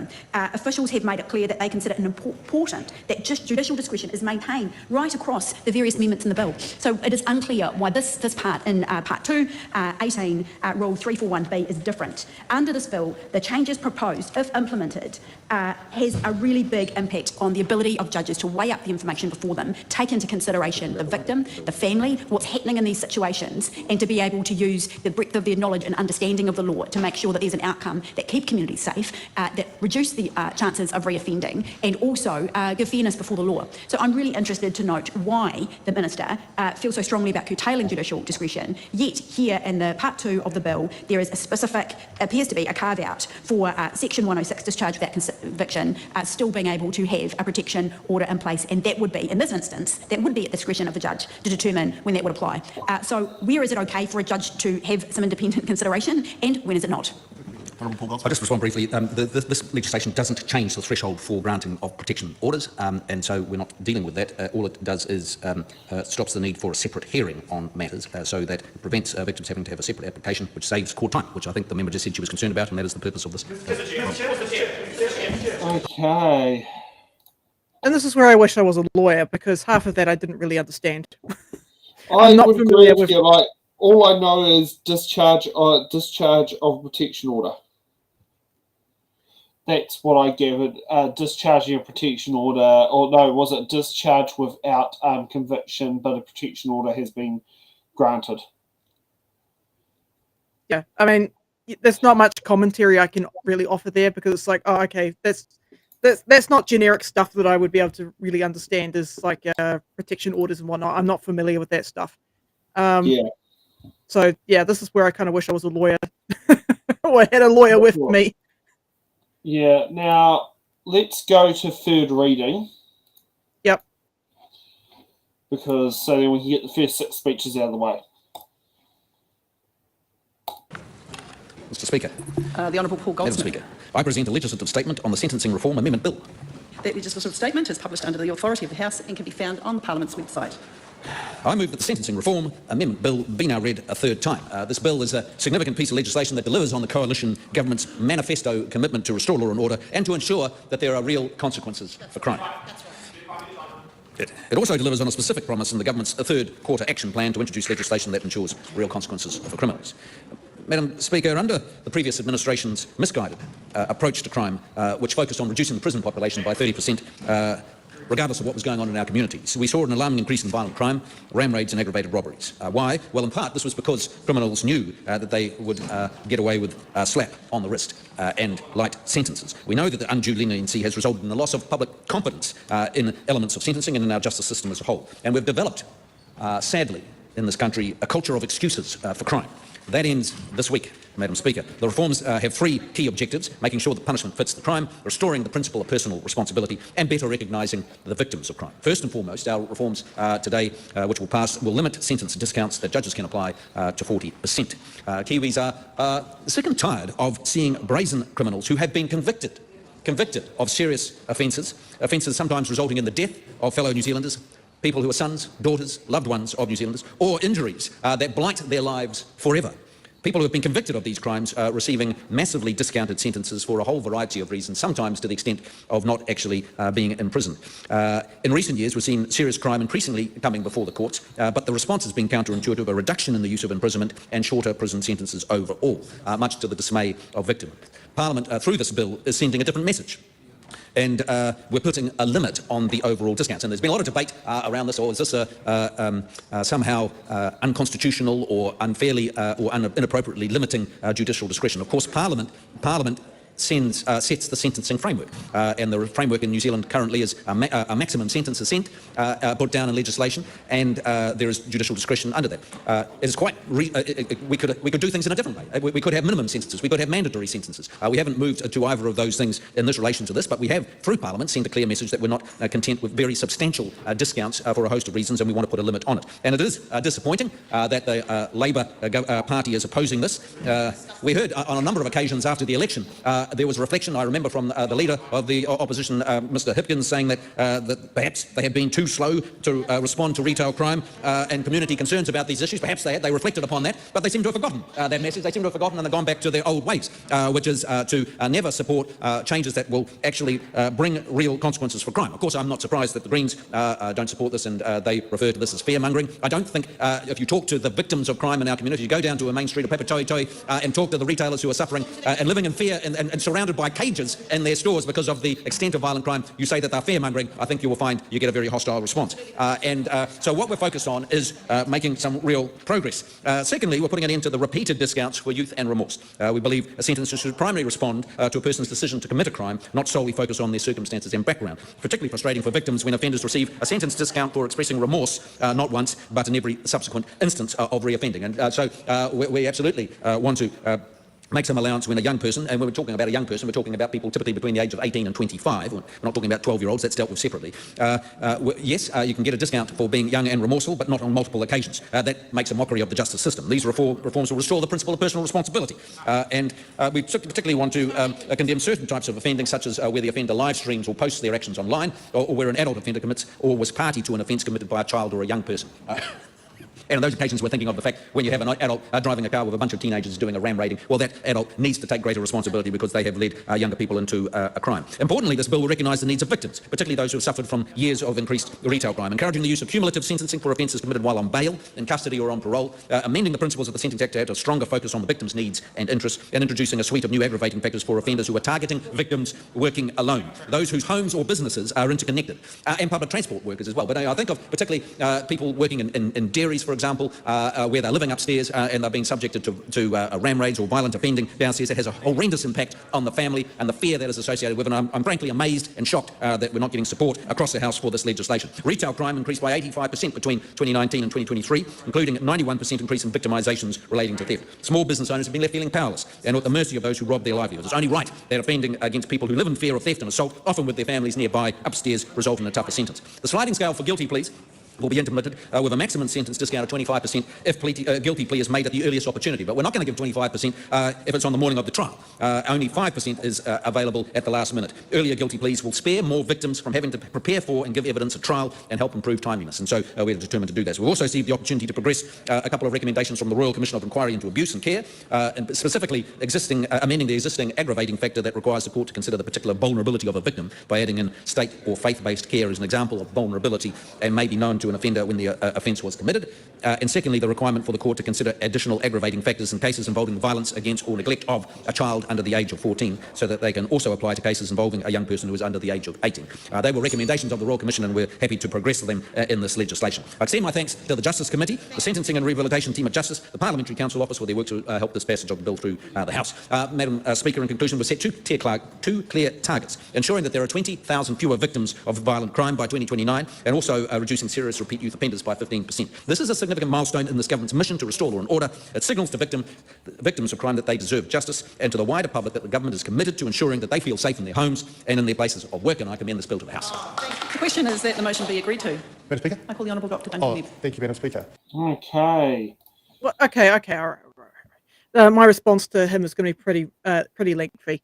But yeah, I mean, this bill is designed to address retail crime. He's made that very, very clear. It's not designed to address people who commit sexual assault or commit, murder or violent type crimes. This is about theft. But also, did you pick up what he said about state or faith-based care? Like, what the fuck? Faith-based care? What about Māori or what about iwi-based care? Why wasn't that brought up? Why did he bring up state or faith-based care? There's a lot of trauma that's come out of faith-based care. Yeah, maybe showing his bias for religious perspectives. Yeah, I mean, there's a lot of trauma that's come out of faith-based care. I mean, you just look at the history of abuse with the church. But again, there's no evidence. There's no evidence that this bill's going to reduce recidivism rates, right? So you throw people into jail, you clog up the system, they come back out again, they're stealing again. Well done, awesome. But hey, you've got the image of being tough on crime.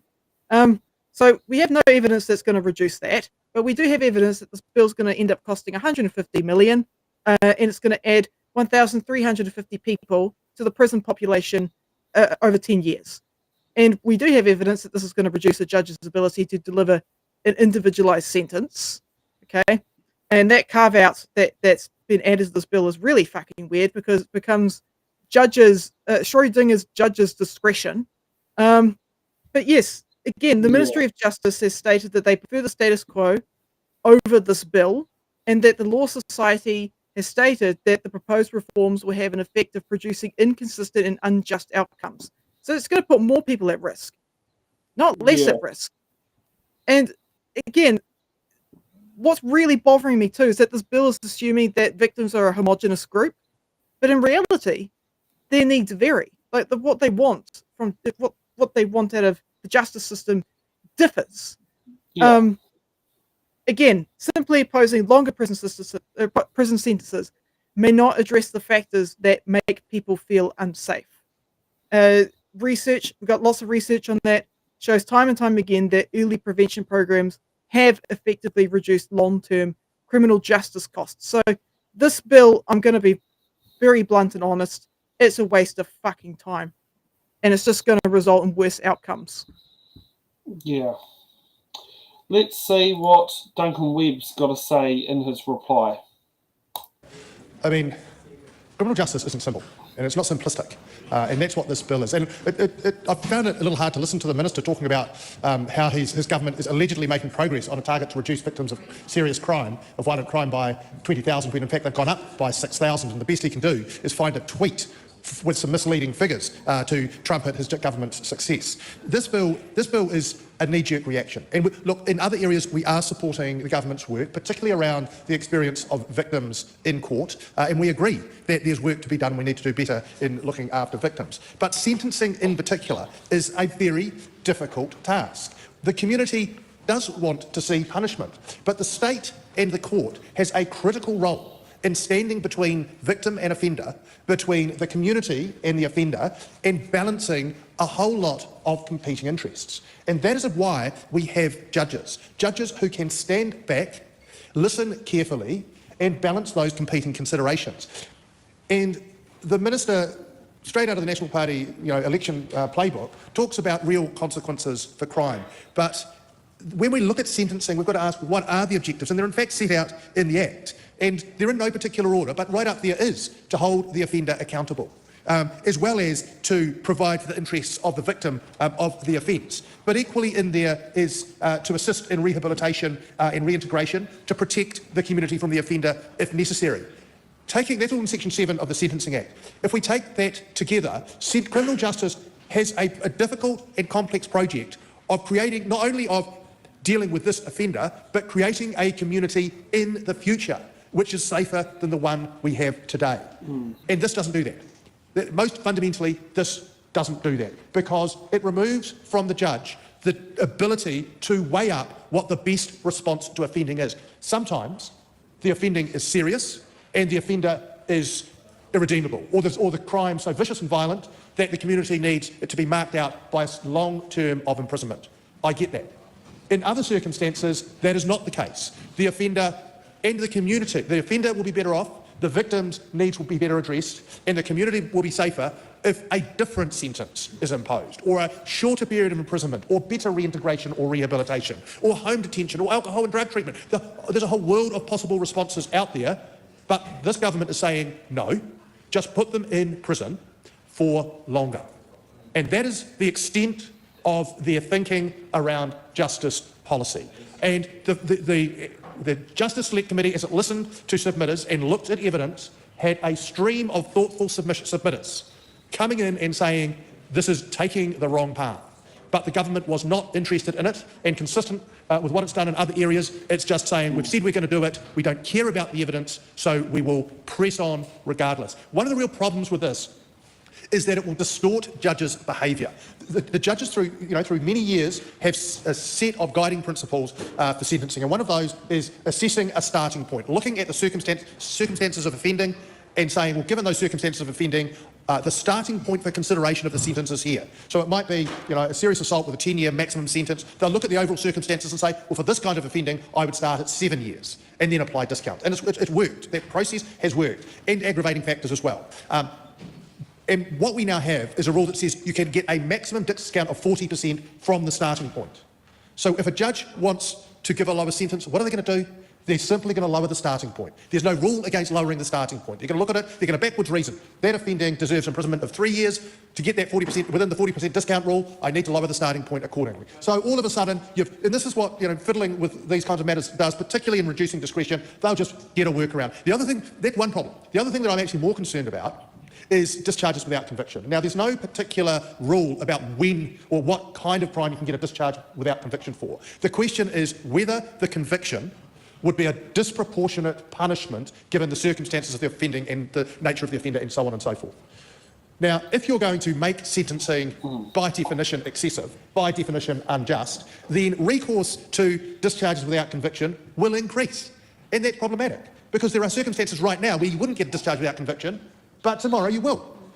So you're having an opposite effect. And this is the perversity that happens when you go in with a slogan and make it policy. Slogans make bad policy. It may well be that there's work to be done in sentencing. And for a long time there has been an argument that sentencing should be removed from the political arena, but that judges should be given guidance, that they need a unifying principle. On the other side of the House, they would say that there's been this tendency to give softer and softer sentences. Well, is that true or false? Or is it just an impression we have through the media? Well, a sentencing council which looks at sentences. I know the ministers had meetings overseas about the sentencing council, and it's a good idea. because we need to depoliticise this, because we're not making the community safer by just simply having a blanket approach to sentencing. If we are going to say we need better guidance to the judges, then a sentencing council is one way to do it, and a very useful way, where you have the ability to look over all of the decisions being made, see where there are wrinkles, see where there are inconsistencies, and provide guidance and advice that the judges are expected to pick up. So that's a further thing that is well worth consideration. The other thing in here is that there are just some outright injustices. So, for example, the remorse discount. That if you come and you convince the court that you're genuinely remorseful, the court can take that into account and reduce the sentence imposed. And you want to see that it's real. You don't want crocodile tears. I get it. Absolutely appropriate. But you can't get it twice. But there's a carve-out. You can get a discount twice if you provide compensation. So the court can take into account compensation to victims, a payment for the harm that's been caused. So people who can afford to make compensation can effectively get remorse discounts every time they pay. But people who can't afford to make compensation payments can't get those discounts. That's just one of the kind of twisted terms of this Act in trying to pander and not taking a careful, considered, evidence-based approach, not taking the time to develop policy rather than just implementing slogans. We've got a bad piece of legislation. We all want a safer community. We all want victims to be accorded the rights and treated with respect. And we want fewer victims overall. And we do want to set aside serious offending and show the community disgust and distaste for it. But this bill doesn't do that. It just increases longer sentences. I think Duncan's literally summing it up. That's a summary right there. Copy and paste everywhere. But yeah, he is right. This is a reactionary bill. More should be done to prevent crime, not punish crime. We already do plenty of punishing. We need to be focusing on prevention. In jails, prisons, the ambulance is at the bottom of the cliff, right? We need to figure out how to stop people from jumping off the cliff so we can actually prevent future victims while keeping violent reoffending individuals away from civil society. That is who prison should ultimately be for. Not for people who commit burglary, but for people who actually beat the shit out of other people and kill them and hurt them in gruesome ways. But yeah, if people can be treated and taken off the pipeline of reoffending, we should be investing in that. We don't need to become a prison state when we have viable alternative options on the table, such as community-based programs and mental health treatments. I will disagree with Duncan on this thing. He says slogans make bad policy. Now, that's not necessarily true.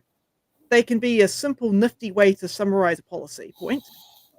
But what is true is that slogans don't equal policy. Policy is nuanced, it's complex. But a slogan can give people an idea of what it is you're trying to achieve. Yeah.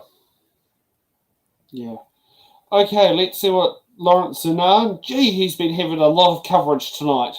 Got a lot to say. Lawrence Zunan. Thank you, Madam Speaker. I rise on behalf of the Green Party of Aotearoa to oppose this bill strongly.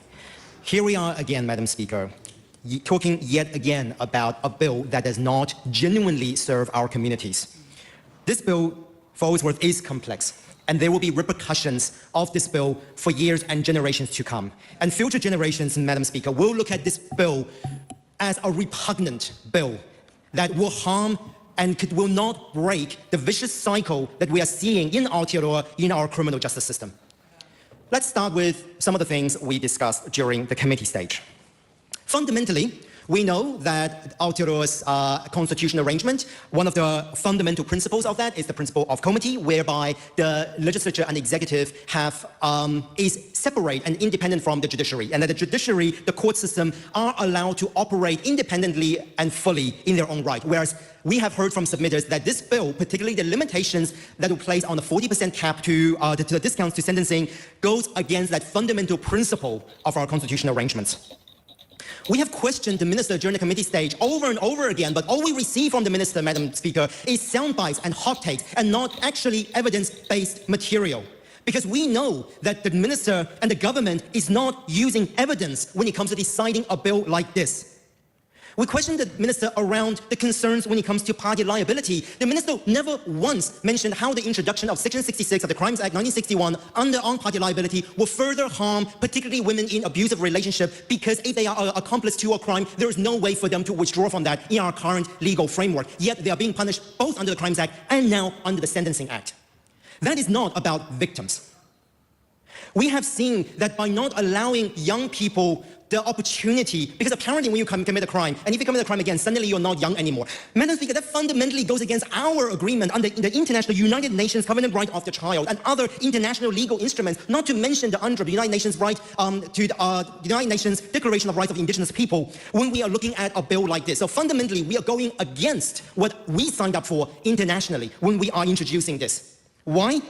Because of the fact that the minister and the government is hearing from people to say that, this is what's been happening, there are victims. Victims is important, but this bill does not address victims. The one section of this bill that does address victims is actually a rewording of an existing section of the Sentencing Act that already exists.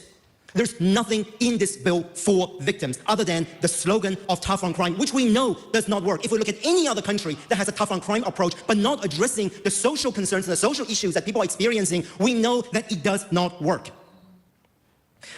But let's talk about victims. I already mentioned that under the new aggravating factor that includes Section 66 of the Crimes Act, that we are not going to be seeing that women, in particular in abusive relationship, being supported by this legislation. We are not seeing how this legislation is going to break the cycle of violence, not break the cycle of poverty that we're seeing in our communities. The one thing the minister mentioned in terms of the fact that, yes, we have taken on the recommendation of the state, of the report on the state abuse and also faith-based abuse.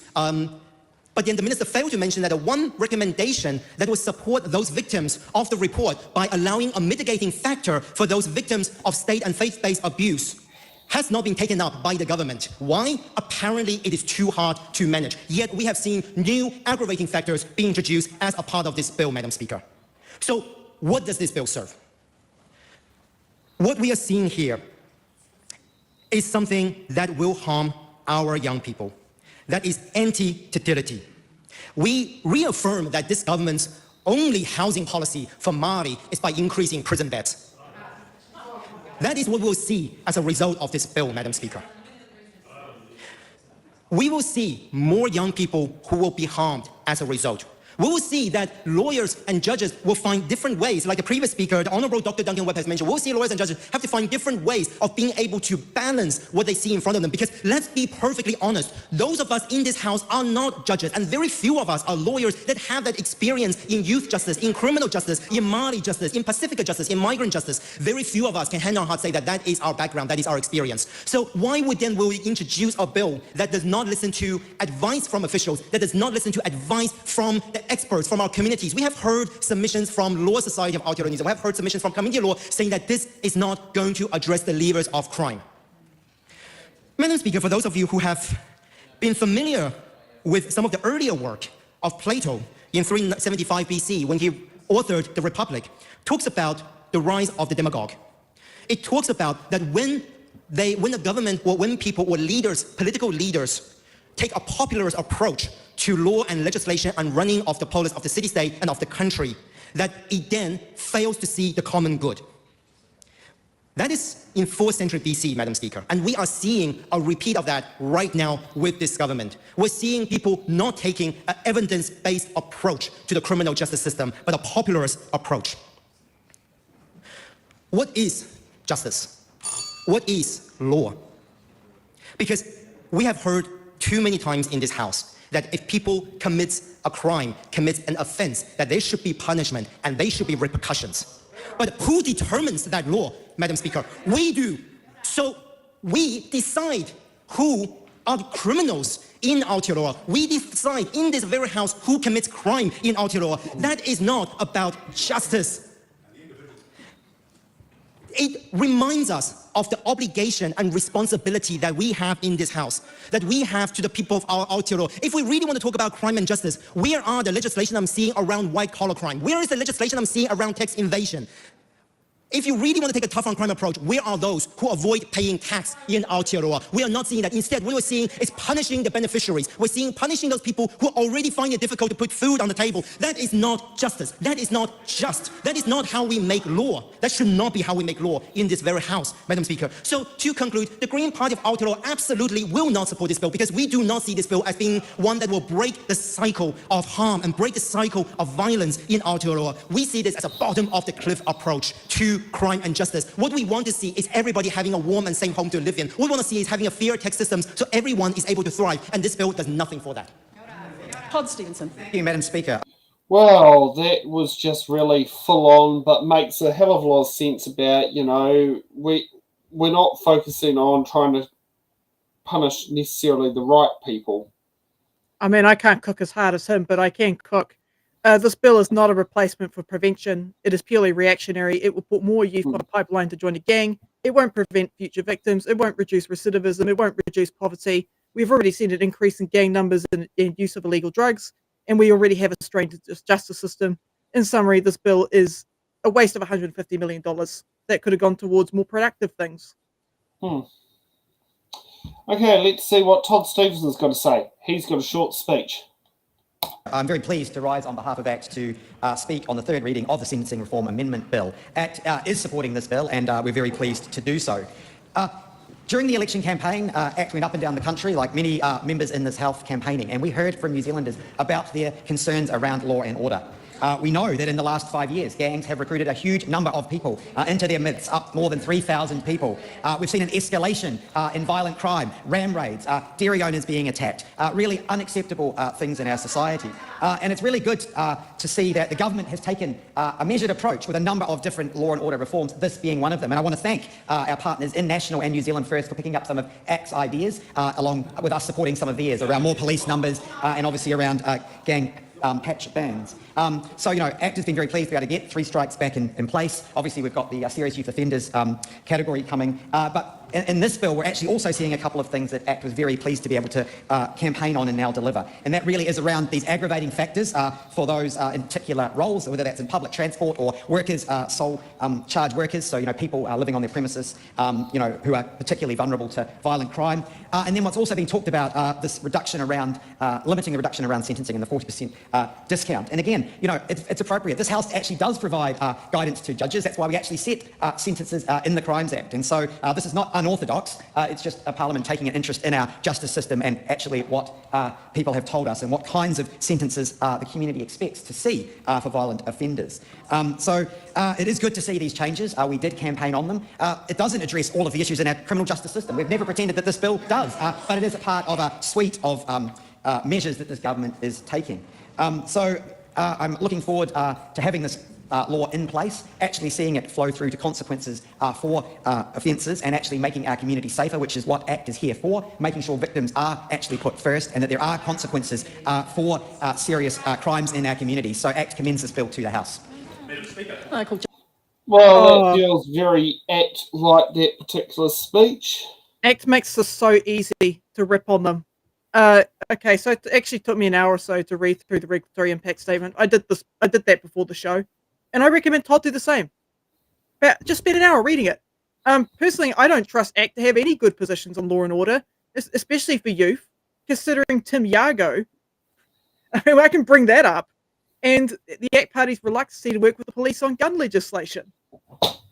Yeah, I don't trust them with law and order.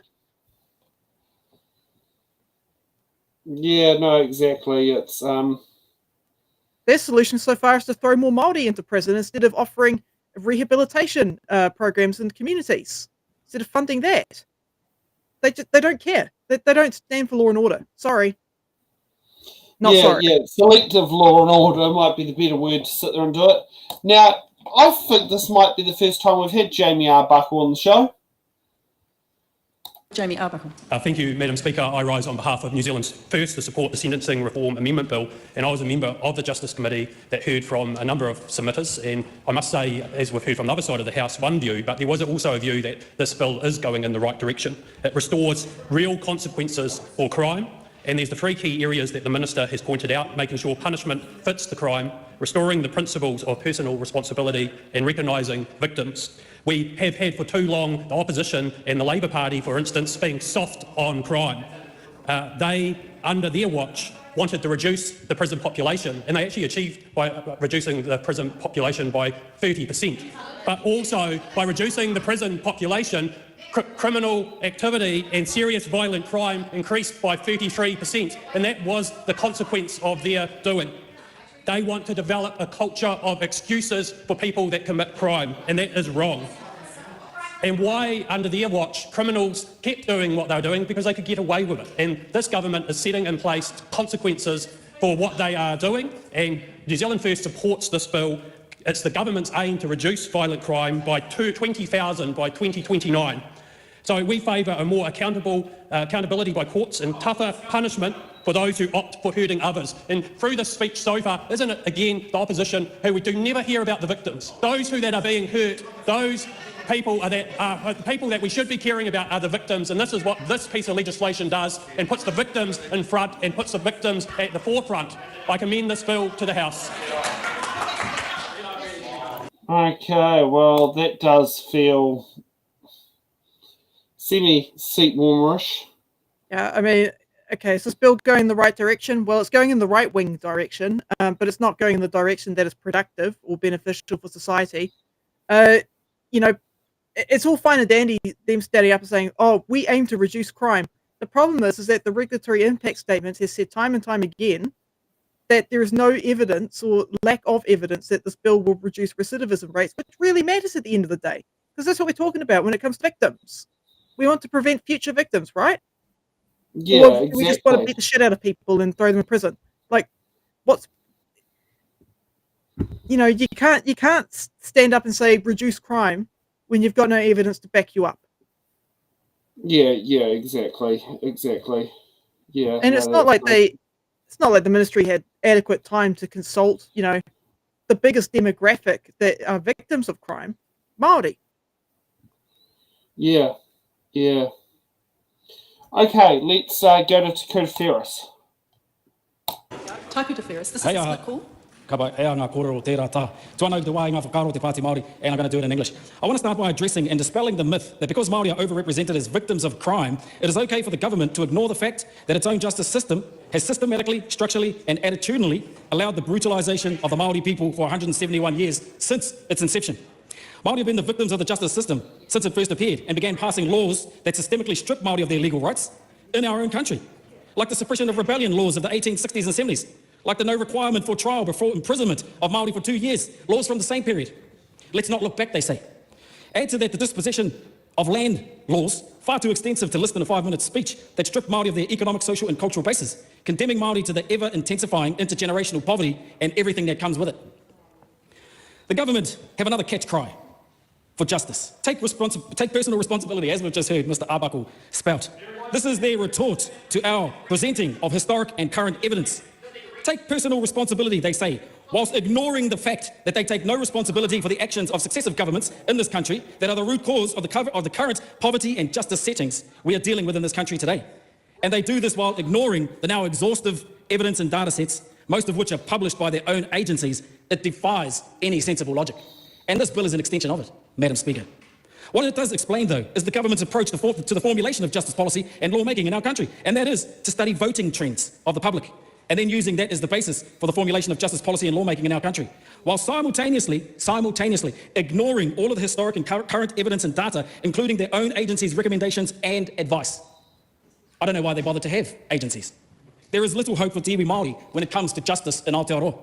Te Pāti Māori presents information and analysis to implore the government to take into account all historic and current evidence when formulating justice policy and law. We are ignored, as is all of the evidence, I might add. Instead, they study voting trends to develop catch cries. What they should do is study the drivers of poverty and then turn to formulation of justice policy and law. This would ultimately lead them to fulfilling their own overarching departmental slogan for the Department of Justice, with the aspiration of lowering the overall representation of Māori in the justice system. Unfortunately, as they are organised now and led, they will never realise this.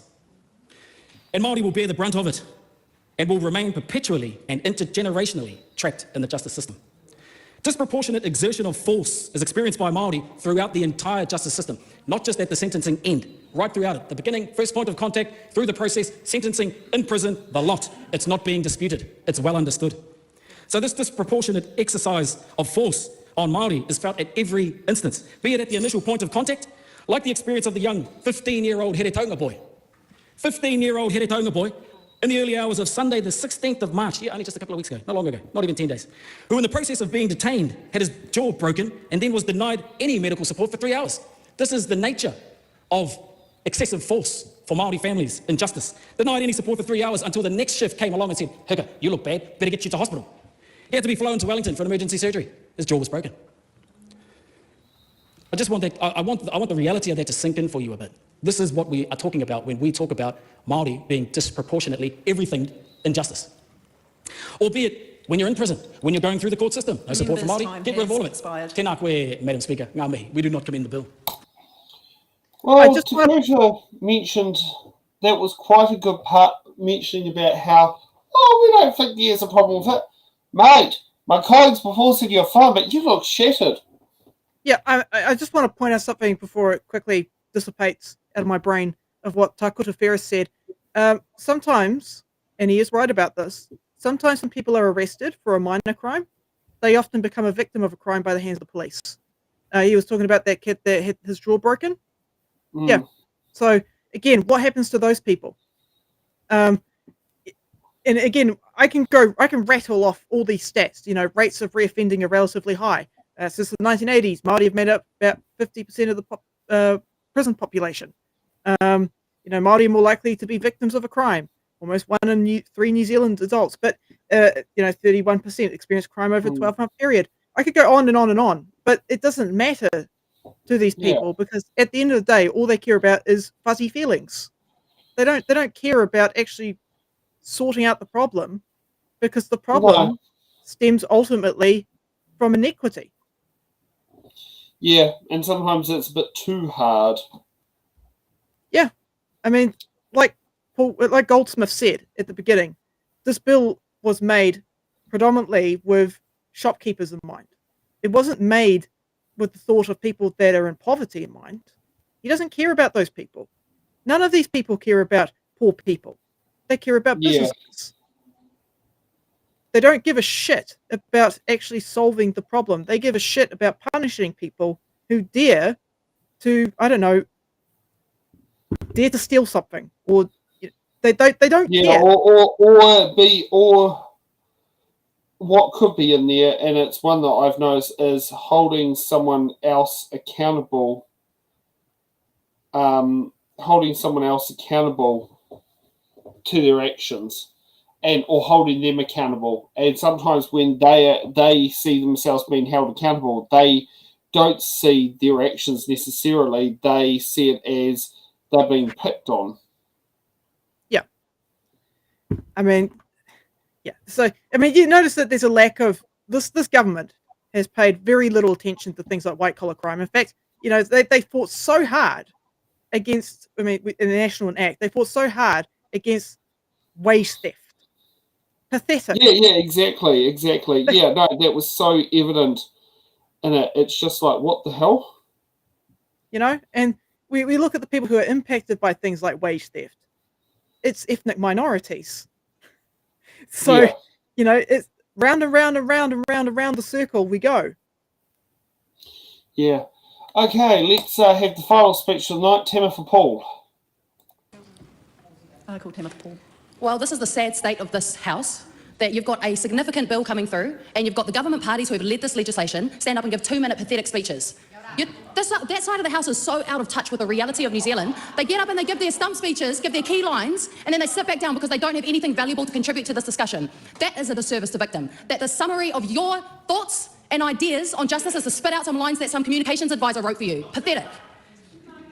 This sentencing reform bill is going to result in more people being funneled into our prisons, and it does not make our communities any safer. And I don't know what la-la land you might be living in on that side of the House, but if you'd actually step foot in a prison, there's no rehabilitation going on in there. I've been to 10 prisons in the last year. There's no rehabilitation going on at all in there. What do you think people are doing in there? Making better connections. That's why it's called the Ministry of Connections, not Corrections, because that's not happening in there. Rehabilitation is virtually non-existent. You're sending people in there for a longer time to make more friends to be better criminals. Well done. You've achieved something today. Please don't bring the speaker into it. Okay. We know for a fact that only 7 to 15% of rehabilitation programs in prisons are actually successful. And prisons don't even have the time to consider what kind of a service they're offering to people in those prisons because they are so busy trying to accommodate a growing prison population. And I don't know why the other members are looking at me at disgust. That is the consequence of your actions. No, the government's actions. Yes, they are. Prison capacity is the summary of your justice approach and response. It's not to address the drivers of crime. It's not to address poverty or trauma or mental health issues or drug addiction, which are the reasons that people end up in prison. Your response is to make our prisons larger. You want to make Christchurch prison larger, Auckland prison larger, and continue to build prisons.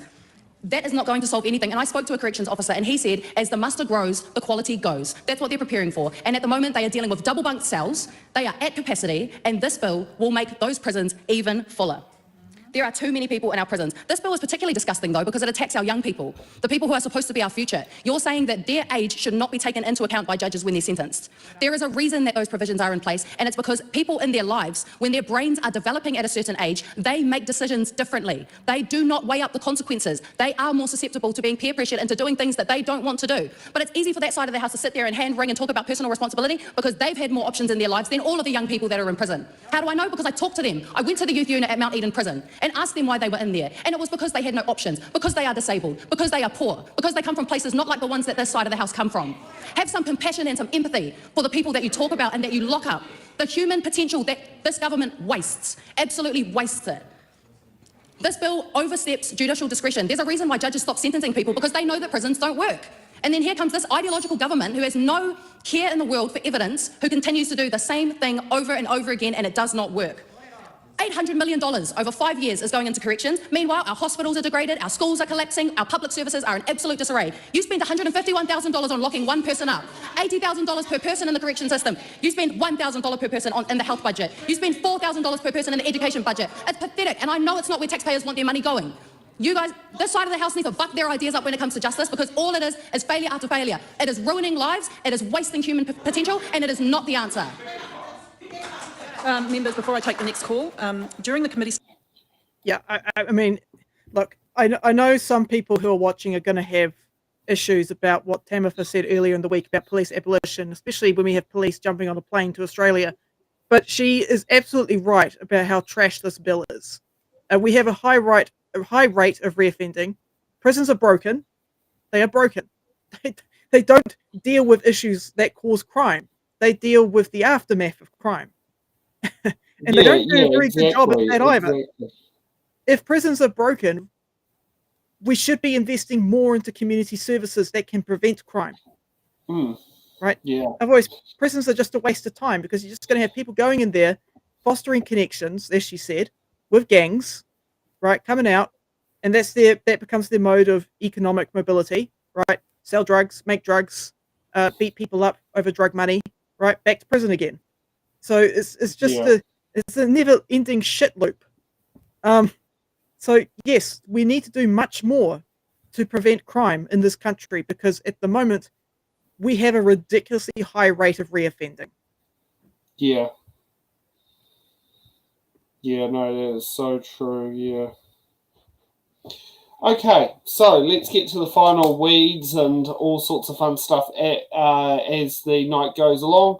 The Consumer Rights Consumer Guarantees Right to Repair Amendment Bill submissions close on Thursday, the 3rd of April. The Regulatory Systems Courts Amendment Bill closes on the 3rd of April. The Auckland Future Funds Amendment Bill closes on Tuesday, the 8th of April. I think I missed one right at the start. The Regulatory Systems Operational Regulations Amendment Bill closes on April the 1st. One ironic day it happens. A very important one, the Terms of Parliament Enabling 4-Year Terms Legislation Bill, Legislation Amendment Bill. That be one that us as an organisation will be considering submitting on. The Referendums Framework Amendment Bill, which is one we'll also be will also be submitting on, and the Land Transport Management Time of Use Charging Amendment Bill closes on the 27th of April. So those are the things there, and thank you, Stacey, for putting those comments up and all that sort of thing, and just getting the ball rolling. It's not easy trying to make that all work. Shall we show off your Instagram page? I mean, if you want to, yeah, go for it. Okay, so Laura has a new Instagram page. Yes. And I think just a moment while we go around to find it. So let's kick it off. Look at that. Wow. So yeah, if you want to sit down there and follow Laura's Instagram page, I've just posted the link into the YouTube channel. Not YouTube channel, basically into the stream where all people can sit there and do that. Yeah, so that is Laura's one. I don't know. How many people in the audience would consider buying a t-shirt like that on it? I would buy a t-shirt with that on it. Yeah. I mean, I've got more pictures coming out pretty soon, guys. But yeah, this is what I do for fun in my spare time. I illustrate things. Yeah. I really like. Probably my favorite person to illustrate is David Seymour, because he's got such a goofy face that there's a lot I can do with it. Yeah. And here's one that I find quite... Yes. So, yeah, this is a commentary of the National Party's cuts that they do to essential services and to make sure that there are tax cuts available for landlords. And voter reactions. People who go, "Oh, I didn't vote for this. What the hell? You're cutting everything." So yeah. That's the gist of what this is about. And I'll be doing more of this type of stuff in the future. Yeah. Okay, we will get back to that one there. Thank you for those who have watched tonight's show, and we will see you back next Sunday. Fingers crossed we will get the playing part of a marathon, because this week the bit at the start of the show was meant to be for next week, but we did it early because when you have Nits in the Ballot show in the middle of the week, it takes 3 days out of your production. Mm-hmm. Something I've learnt. Yeah. So, yes, thanks for that. And, yeah, we'll see you all next week. Have a good evening. Bye, guys. Thank you for watching The Order Paper, your express ticket to the New Zealand House of Representatives. Every episode, we unravel the complex world of legislation, debate, and democracy. From bills to select committees, we've got it all covered. From our team of political commentators who will dissect and explain what's happened, so you can remain up to date on what's happened in the Aotearoa, New Zealand Parliament. To support our channel, you can become a Patreon member at patreon.com/it'sintheballot. The Order Paper podcast is brought to you by It's in the Ballot Production.